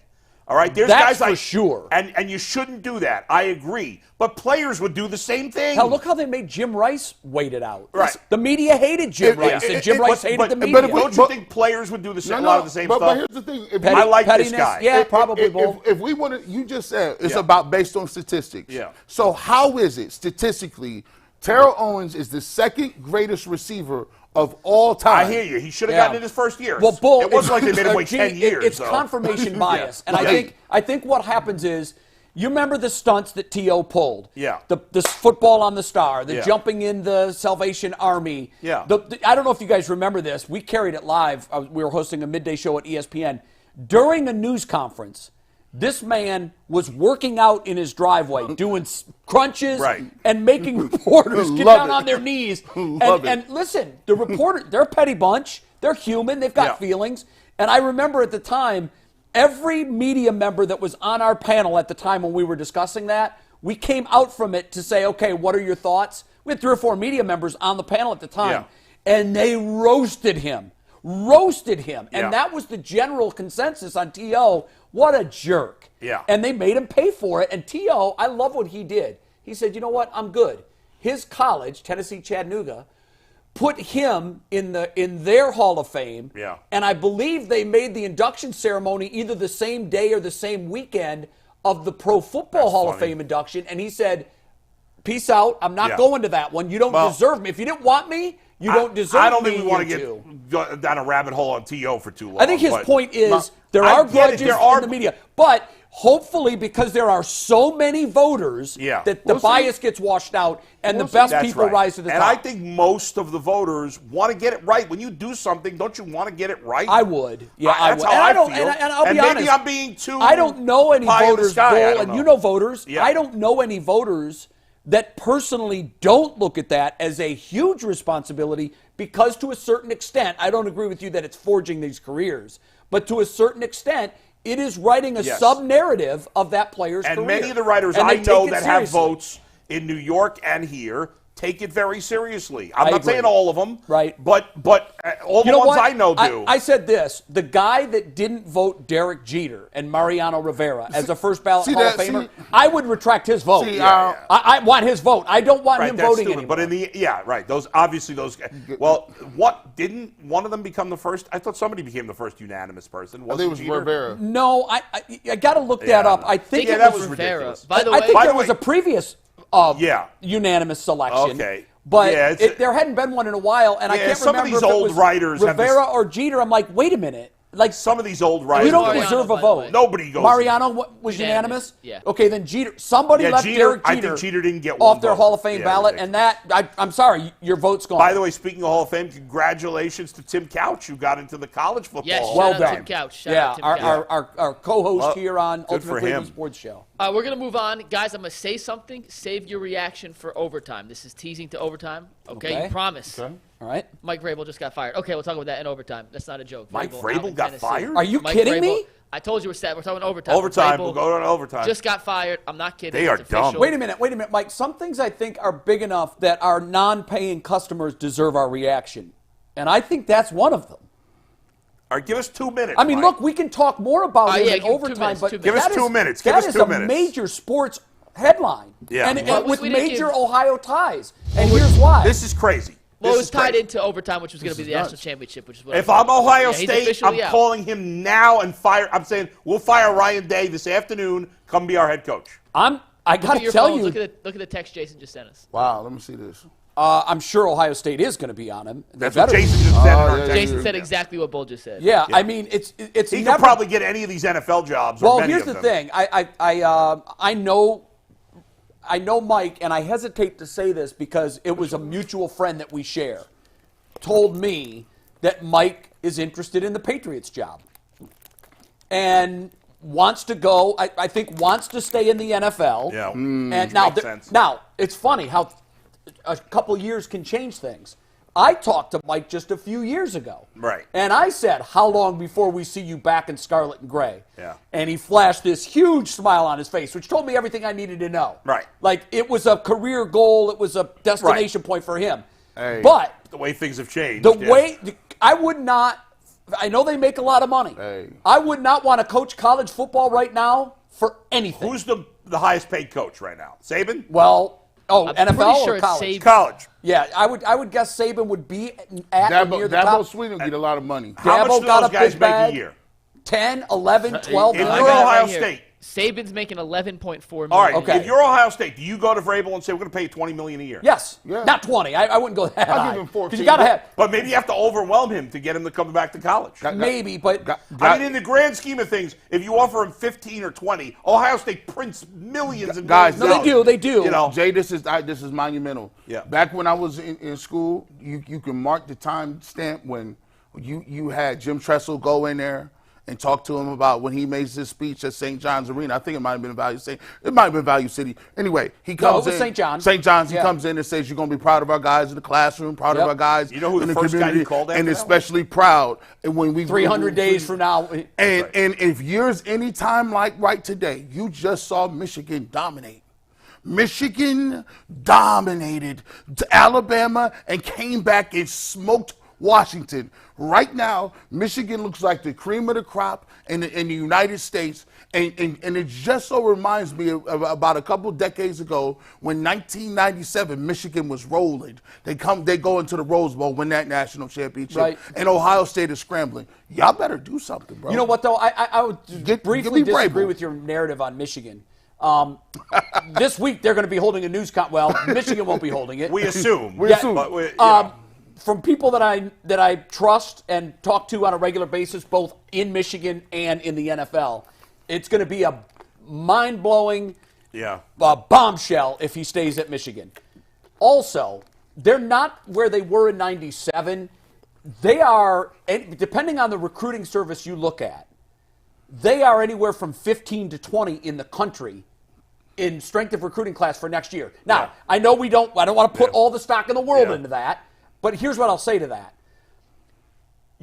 I don't know that you can find another time when the reigning national champion wasn't at least a top 5. But And the reason is one recruit after another said no to Michigan because they know what's coming. right. But in they the can end, develop. They develop No, guys. listen, they I'd can't, but offer it's going to be harder I'd without offer him Harbaugh. $20 million a year. By the way, Dustin Fox was the first guy Jim Tressel called after he made that speech. He called him. He said, "I need you at Ohio State." Yeah, I think And I've heard him say that flipped. before. He was going to go to Penn State, and Yeah. he went to Ohio State after Jim Tressel called him, which is very cool. And I would offer Mike Vrabel a 5-year, $100 If you had to million guess contract. right now, is Mike Vrabel in New England or in Columbus next year? New England. I say New Probably England New too. England. Yeah, I say New England too. We'll talk a little more college football, Ohio State, Michigan, and Vrabel here in overtime. We're going to get to our final PFF wrap-up grades of the season. But first, a quick note. From Game Time, you should never have to worry about buying tickets to your next big event, whether it's a concert, a sporting event, a comedy show, a play, anything near you. Game Time is the app to have. With killer last-minute deals, all-in prices, views from the seat, and their best price guarantee, Game Time takes the guesswork out of buying tickets. And the best part means the Game Time guarantee gets you the guaranteed best price. If you find tickets in the same section and row for less, guess what? Game Time will give you 110% credit of the difference. Download the Game Time app, create an account, and use promo code LOCKEDON for $20 off your first purchase. Once again, the terms are download an account, use promo code LOCKEDON, LOCKEDON, for $20 off. You can download the Game Time app today. Last-minute tickets, lowest prices guaranteed. All right, guys, we're going to do our final PFF grades of the season. We've done this. We've kept it up. It's been consistent. And here's a little test of your memory and to see how well PFF did in totality, not just in a one-game scenario. I'm going to give you 8 players. We'll talk about each one for a minute or two and their position rank. 7 are legit. 1 is completely false. You got to see if you can sniff out the rat line. You ready? Mm-hmm. Start with Myles Garrett. He was the number 1 rated edge rusher in the NFL according to PFF with a 93.6 grade. Is that fair for Myles this year? I think that's high, but I think knowing how PFF has a love affair with him, I would say that's it. I think it's right. I think it's right on for me. I would say so. No. All right, so that feels good. Let's go to the next one. How about David Njoku? So one of these is fake. Is a fake rank and grade? Yep, both are fake. One of these are fake. Both of them. Njoku, the 21st ranked tight end in football this year with a PFF grade of 68.4 See, on the on this season. one, I'm going to say, because I think PFF is not a complete waste of time, but in general a waste of time. And we know with our eyeballs he's way better than the 21st ranked tight end, but I can see PFF having him But ranked there. this could be the fake one. It was 68? Yeah, no, what I'm saying is that's the real. That's real. Oh, okay. I think that's off. Obviously, I'd have him about 10 points higher. I'd have him in the high 70s, maybe even around 80. Well, just look at the rank alone. Yeah, I would. I mean, he's probably I'd like say 7 or 8. No, probably- top 5. Yeah, I'm going to say top 5 because it's been the second half of the year he's been top 5. Phenomenal. The whole season I wouldn't put him top 5. You wouldn't? But I would definitely have him top 10. Okay, that's fake, isn't it? I'm not gonna tell you real, till I we mean. go. We're gonna go through them all. Then I'll tell you what's fake or Okay. real. Oh. We'll go through them all. Yeah. Well, we're going to forget, aren't we? Well, so far you'll see them all. I was gonna show you all, and then you can guess which one's Okay, fake. But okay. you keep going. You say if anything seems fishy, let's call it out as we go, and then we can. That one determine looks at the fishy end. to me. I think it's fishy. All right, I Steve. think Next it's real. up, I think it's real, too. Denzel See, Ward. we're going to forget. There's going to be so many of them. Okay. 39 we out of know that's real 128. because Yeah. they've had the Browns corners lower all year. Yeah. He hasn't played, I guess, as well since he got hurt. I still think that's low. I think he should be in the 10 points That's higher. correct. I Yeah, believe it that's is correct. low, but But I I'm think it's saying correct. that is real. Yeah, That's yeah, what yeah. PFF claims. Yeah. They're just drunk. And ironically, if you believe this, that Greg Newsome, Steve, you take the next one, had the exact same grade Yep. and rank. Yep. Anthony didn't change the name, but it's the exact same. I think that's position and rank. reasonable for Greg Newsome. And by the way, a 69.6 is not a bad grade. That's like Good. solid. It's too low for Denzel Ward, but I think it's appropriate for Greg Newsome. Still says Denzel Ward there. Yeah, he didn't change the name. Yeah, he said. but I think that's appropriate for Greg Newsome. Do you guys? I think it's about the same. I do, but I also think that's fake. I'm guessing he's a little bit lower. All right, so you have 2 that Jay has his eye on. How about Joe Flacco? Steve, let's take Flacco here. 11th out of 42 quarterbacks, an 81.5 PFF grade. No, No, that's that's fake. the fake one. Yeah, that's That's fake. the fake one. Yeah, I know that's the fake We one. know that's the fake one. Because I looked at it last week. Oh, you did? And he was That's fake. I never look at PFF. I know he was ahead of Baker and he was But- ahead of So there, So he's higher. So you're saying he's higher than 11? No, I think no. he was like 15 or 14. Oh, okay. So we only got one mole. There's only one mole. Oh, Yeah. this is Still it. got a couple left. Though. All Still right, I got think a it's the couple fake. left. I think he's in the 70s. That's it right there. All right, next one, JOK. JOK, the 20th ranked linebacker. This combines inside and outside linebackers, but not edge rushers. So Yeah, that's real. Right. 83 That's linebackers, real. 75.2 grade, Yep. 20 out of 83. Yep. I would have him probably a little higher, but that's not a crazy grade. I mean, All of these, there's only one that's a mole? yeah. I promise, only one's a mole. Okay. Yeah. All right, next up, Steve. Let's take it. How about Wyatt Teller, the 10th graded guard in football That's this about year right. with 72.9 grade. Yep. I'll say that's real. That matches the Yep. eye test for me. That's Yep, it. me too. That's it. Next up, Steve. How about MJ Emerson? Slightly lower than the other 2 Browns cornerbacks, Yep. 62 out of 128 with a 65.8 Wrong, grade. but real. We had wrong but right. I agree with wrong but real. And last one, how about Amari Cooper? Out of 128 receivers, he graded out as the 20th highest with an 80.3 grade. I that's think it. that's real, too. That's good. Yeah. Yeah. So of those 8, So let's see What's the the first rat line? 4 again. you had Myles, 1 out of 114. Yep, that's real. Yep. Steve next. Njoku. That's real. I think that's the mole. I think that's real. I'm pretty sure Flacco's the mole, but my second choice is Njoku, because maybe I looked at Flacco 2 weeks ago and not last week. Maybe he increased his spot. So who's the mole? Flacco. So 2 votes for Flacco, 1 for Njoku? Yeah. Y'all got me. It is Joe Flacco. Y'all got me. Yeah. Good He was for you, Steve. 15th, Let's take right? the real one. Let's take the real one. He ended up 22 out of 42 with a 74.2 grade. So he's mid, according to Yeah, PFF. He's mid. 70. Well, turnovers play a huge No, I role just in look their at rank. grading, I mean, but, yeah. because the grade is like, okay, what does the grade mean? Yeah. If 69 is good, in Right. real terms, 69 is an F. It's a D. So I can't say Or that, an you F, know, yeah. I mean, No. Do you guys think that? In the playoffs, there's going to be a game where you say the Browns won because of Flacco? if Or, they, yeah, or is it more likely that you say the Browns won in because spite of Flacco. because of the defense? Oh, it's very because- likely that well, you could have both. You could have you won because of Flacco, you won with Flacco, Or you won won in spite of Flacco. Yeah, like, I like that. Like Yeah. the San I like Francisco that. game, Yeah, yeah. they won in spite of P.J. Walker. Yep. Right. But the Ravens game, the Browns won because of of Deshaun Watson. Yes. So Right. And then they beat the Bengals because of the first Bengals game because of the defense. yes, I would agree with that.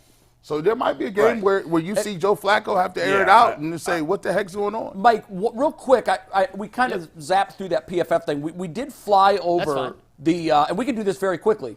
What do you guys feel most comfortable in? Myles winning DYOP or Kevin Stefankski winning the Coach of the Year? I think man. Yes, we did the same thing. I think this may play a role in it. I would have said Kevin Stefankski was a slam dunk. However, watching the Texans beat the Colts, not only CJ Stroud being a rookie, best defensive player being a rookie head coach, Yeah. and then they win the division and get a home playoff game, I think people are going to opt more that way. I think you're right. Yeah, they love giving it to a first-year Yeah. head coach. Yeah. They love that more than anything. If you- Stefanski got it in his rookie season. Right. If you guys had to vote, and you could only vote for one of these two guys, Yeah, I'm voting for Myles. Yeah, I would vote for Stefanski. I Yeah. would vote for Myles Garrett.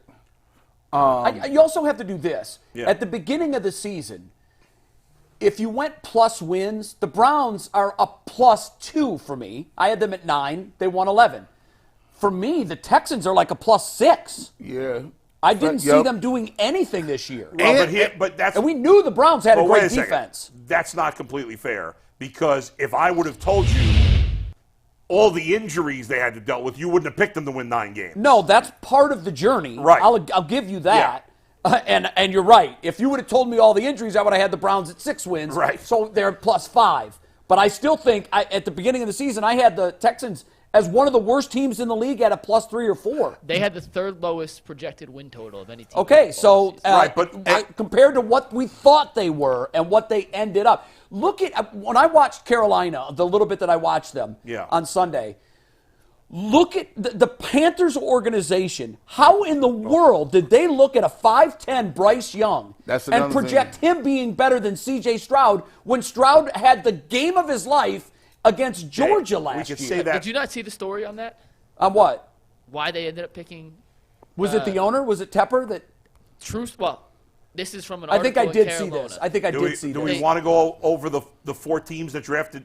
Well, 3 of the 4 teams that drafted quarterbacks ahead of Lamar No, Jackson. listen, Well, it happens. JJ, real quick It happens. on the Yeah, go Stroud ahead, Young Mike, thing. sorry. They went out to dinner, and this according to an article. Oh, in yeah, you Carolina mentioned Journal. this. Yeah, I think before, I yeah. read that too. He ordered scallops. Yeah. Instead of steak at a That steakhouse. can't And be Dave true. Tepper, Yeah. the owner, was so enamored with the fact that he ordered Look, something bull. off topic from a steakhouse. Right. No, He's that- like, this guy's that- It different. might be I true trust because him. it's the same crazy. guy that threw a drink at fans 2 weeks ago. Yeah, come like on. this guy's not playing I with a full know. deck. I mean, He done lost his mind. yeah, that's hard to believe. And, but- pl- and plus, Tepper has made Jimmy Haslam look like the greatest owner in sports history. Thank you. I mean, that still blows my mind. Bryce Young over CJ, and at the time, I guess it was a legitimate discussion, think- like Ryan Leaf and Peyton Manning was. But you got but think about this, right? Who was it? Who was it that did this? I think it was Brady Quinn who said that. He said that Who would he say didn't go to the Manning Passing Academy? Stroud. Stroud, Okay. yeah. And when you go back and watch that draft, CJ Stroud was taking a lot of darts. Oh, dude. And you know what? This might be an example of the following. Intel is very, very big in the draft. Yeah. Rumors are like the whisper game in junior high. Yep. And there have been documented cases of teams sitting at 2 that want a specific player that put out dirt and bad intel on the guy that they want, specifically so his draft stock falls. And I'm not saying the Texans did that. Right. But if they did, Genius. they're playing chess and everyone else is playing checkers. By the way, guys that were drafted, quarterbacks that were drafted before Brock Purdy last year, Kenny Pickett, Desmond Ridder, Malik Willis, Matt Corral, Bailey Zappi, Sam Howell. Yeah. I mean, it's not a science. all of them is But this was really a 2-quarterback discussion. It was Young or it was Stroud. Yeah. And after Richardson the was in there a season little bit ended, too. Stroud started falling on the draft board at rapid, and I'm like, what is going on? There was a false narrative out there that he wasn't passionate, that he wasn't smart. I mean, watch the guy in college. watch his Dispels all tape. of that. And you got to think about it. I think the Texans went back up in like the next pick or something and drafted got Will. Will Anderson. They did. Drafted Will, Yes. and was like, all right, we'll by the catch way- y'all later. Guys, nailed give it. me what's the worst? What's worse here? I'll give you three different examples.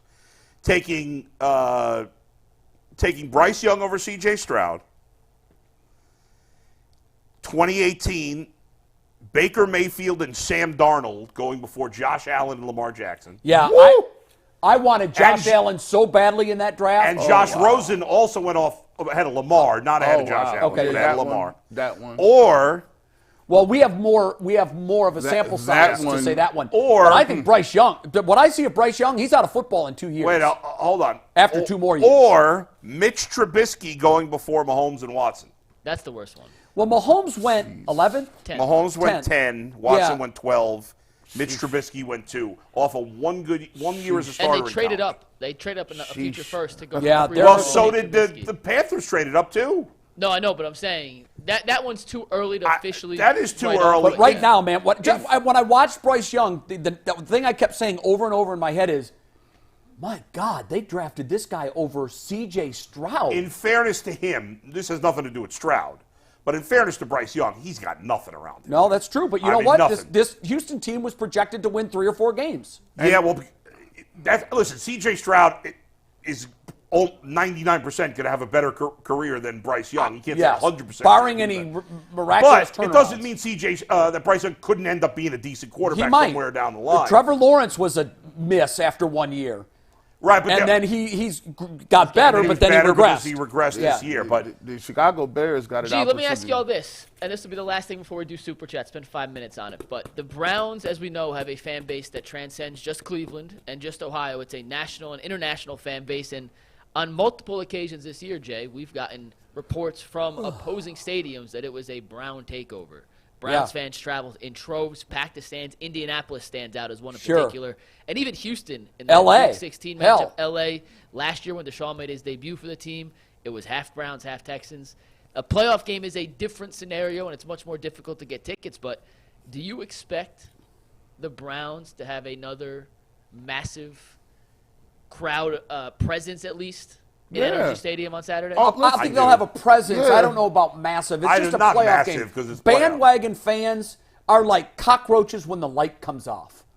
They just come out of every crevice in the, Yeah, and yeah, now all of right, a sudden everybody's going to be a Texans fan. Where they been? yeah. Right, it's But harder they'll to have get a presence. I think you'll more hear people them. you're less likely to sell your season tickets in the playoffs. Right. Well, But I still think there'll be a definite Unless it's presence. Game 7 of the World Series and it's the Cubs. We showed Well, our how buy much it. money were people getting for those you had a tickets? chance to pay for your next year's season tickets with Right. one ticket. Yeah. I mean, how much, if you had a box seat in Game 7 in Cleveland, how much were you getting for that ticket? Enough to pay for at least one full season of season Yeah, tickets. yeah. So I think the Browns fans are going to show up because here's the thing, there's backers already there. I think people are going to pay a bunch, and like you said, this is a good story, man. And every single week, the story keeps rolling on.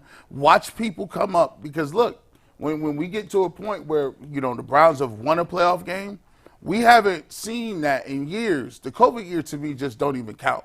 We couldn't even go outside. You couldn't But even, the city was still the excited. city was excited Right, inside your house. But we couldn't get together. Right. There was nobody at the game. Yes, it was so I mean, this is the frustrating. first time in 20 years Yeah. you've been able to go, 21 years, you've been able to go to a Browns playoff game. Yeah. It's crazy. Or see a Browns playoff win in a bar. Even when we went back then, we lost to the Steelers. I haven't seen no Browns win in the streets. So I think we're gonna do our thing. We're gonna show up and show out, and we'll show the Texans. Look, hey, I think we'll have a presence. I think it'll definitely be a presence, but not as much as it would be in the regular season. I agree. Before we go on to the super chats, is there any more blowback reaction to G. Bush going yeah. viral in Houston? Oh, well, we kind of touched on it earlier. We mentioned I'm still getting notifications from that tweet. It's Old Takes Exposed has liked it, G. Just a heads up. So we could be Old Takes Exposed if it comes to it. Oh, listen. Oh boy! What happened? Old Takes Oh, Exposed. you're gonna get crushed. Has flagged You got to it. put. You know what? I'm staying. You guys You got stand to on put it now. yourself out there. You Hey, stand. listen, stand I by admire it, but I got to tell you, when you were doing it yesterday, I saw y'all's faces. I was laughing, but I looked at Jason at one point and I was like, "Wow, this is going to be in the Texans locker room by noon." Now- I can't. The Browns can't do it. The Browns, y'all can't do it. They can't say it. Y'all can't say it. I'll say it for y'all. I'm going to take the heat on that one. But guess what? I meant everything you saying. So y'all go in the locker room and go ahead and internalize that. I meant every single word of Wow. that. The double down. And when we win. The Bobby Brown Yeah. double down. The Bobby Brown double down. When Yeah. we win, I'm going to shake them in the hand, shake their hands, look them in the eye and say, y'all had a good season. I appreciate y'all. Y'all going to do y'all's thing. But as for now, we'll catch y'all next week. And freezing cold. It's an honor to be freezing cold taked. I've been. Have you guys Done seen on that. the mashup where it's called Skip Bayless arguing with himself? Oh, that's Yes. the best on Aaron Rodgers. Oh my God! Aaron Rodgers one, That right? is Did you so see that? good because Skip almost never flip flops. He puts his flag in the dirt and that's it. But they found enough comments on Yeah. Aaron Rodgers where he thinks Aaron Rodgers is the greatest ever, The worst and he ever. thinks Aaron Rodgers is a big fraud. You could do that with Colin Cowherd on a million. Oh yeah, there are a subjects. lot of guys that flip. Skip is not one of them. Yeah. He picks a side He and he still dies hates there. LeBron, right? G, I will tell you, Yeah. I'm not sure if CJ Stroud is on Twitter. He's been tagged in this tweet about 7,000 times. Just throwing it out there. Shout out to CJ Stroud, man. Go Buckeyes. What is But- look at couldn't get this CJ's account. Is he very active? I don't think he is. He retweets a lot of stuff. He does promotional stuff, but he Probably hasn't not liked him. a That's not tweet in a him, long and it's time. someone that's doing Yeah. it from a business standpoint. Yeah, I'm just saying, if there's yeah. a way to get something in front of him, this certainly has. Yeah. By the sure way, at least if one the Browns person do is a lose, there Buckeye will be idiots that blame G. Bush for the Oh loss. yeah, Yeah. Joe absolutely. Flacco, get it done. Myles Garrett, get it done. Denzel Ward, get it done. You know what it is. Let me read some super chats here, and then we will get ready to wrap up. Library Gerald Jack card. says, "Go Blue, most wins in history, national champs." We'll talk a little bit about Michigan this guy. in overtime. Clay Daddy 25 says, "You have to consider the nuance. I have to imagine all the backup quarterbacks account for. I have to imagine all the backup QBs accounts for at least a notable amount of that 8% change Yeah, that's Yeah. true. Yes. That's a in factor. the points yeah. per game." Yep. Right? Yeah. Yeah. Okay, that's what's up. Okay. Right. The guard But what's 16 weird is, and I don't know this for a fact, but it just seems that way. We'll have to try to find out. It seems like there was more scoring later in the year when there were more backup quarterbacks. Easton I Stick, think you're right. Mullins, I do. Downing, Yeah. A lot of those. A I lot wonder of if the week 17 where no one plays their players affects the score. I wonder if they could take out week 17. I mean, it happens every Yeah, year, but though. that'd be every so year, it's yeah. still Fair. apples to apples. The guards 1-6 says, "Hail to the victors. Let's go Browns. Make it 2-2, 2 for 2 in Houston this week." Charles T says, "G. Bush looks like PM Dawn's hood cousin." Shout out to PM Dawn. Shout I out don't know to who PM PM Dawn Dawn. is. Who's PM Dawn? It's a G is- 90s hip hop. Yeah. Okay. Yeah, PM Dawn. And last super chat is G's from cousin. Kenneth Yabo, who said the Titans have fired Vrabel. G, I want you to step up the fits all week, leading up to a Friday showcase of your most fire By the way, fit. It's gonna progress. Yeah. Yeah, he comes out of the gate on Monday with that library I know. card. Yeah, tape. That's true. yeah. I'm coming with the fits. Listen, I might have to do Thursday because it might not be acceptable on Friday when we on Well, TV. your Friday fit was like one of the all-time That greats. was. The super hat chats on put- Friday, maybe one of the best days from the chat of all time. Well, the hat put it over the top. It did. I mean, It did. that was the ceiling deal. I right got there. something for Was y'all. that pleather? Was that real leather? What Man, was that? That was genuine leather. Like, see, you know what I'm saying? Wow, you're not rolling with the I mean, pleather. you Nah, look, it was genuine. kind of in the same vein as Jake Browning's girlfriend. It was. It was like she did that. She did it way better than I did it. She went viral. for By that. the way, speaking of 90s rappers, have you got the only time I ever watch commercials is during football games. Otherwise, I never watch a commercial. Right. Have you seen this Kid and Play or in a commercial? Oh, yeah, yes. yeah. There are some really Yeah. good commercials that have already come out Yeah. since the first of the year. Oh, did They you see? redo them. Did you It's see the weird seeing caveman that. one? That was awesome. The first one was 2 minutes. The caveman. It was like a joint? documentary on Oh, the that was caveman. great. Yeah, that was great. Unbelievable. Oh, I was Where like, he's they in brought bed him back. Yeah, Right, yeah, and that's he wakes up, and his wife is like, he's like, I just keep hearing that line, and she repeats it so easy a caveman could do it. Why'd you have to say it, honey? Oh, that's such a Kid good and Play, ad. just seeing them for the. Oh, they I were know. so huge for a while. Big. And then big. they just were gone forever. That's it. Them flags, they be throwing the flags on people. Like, that never happened.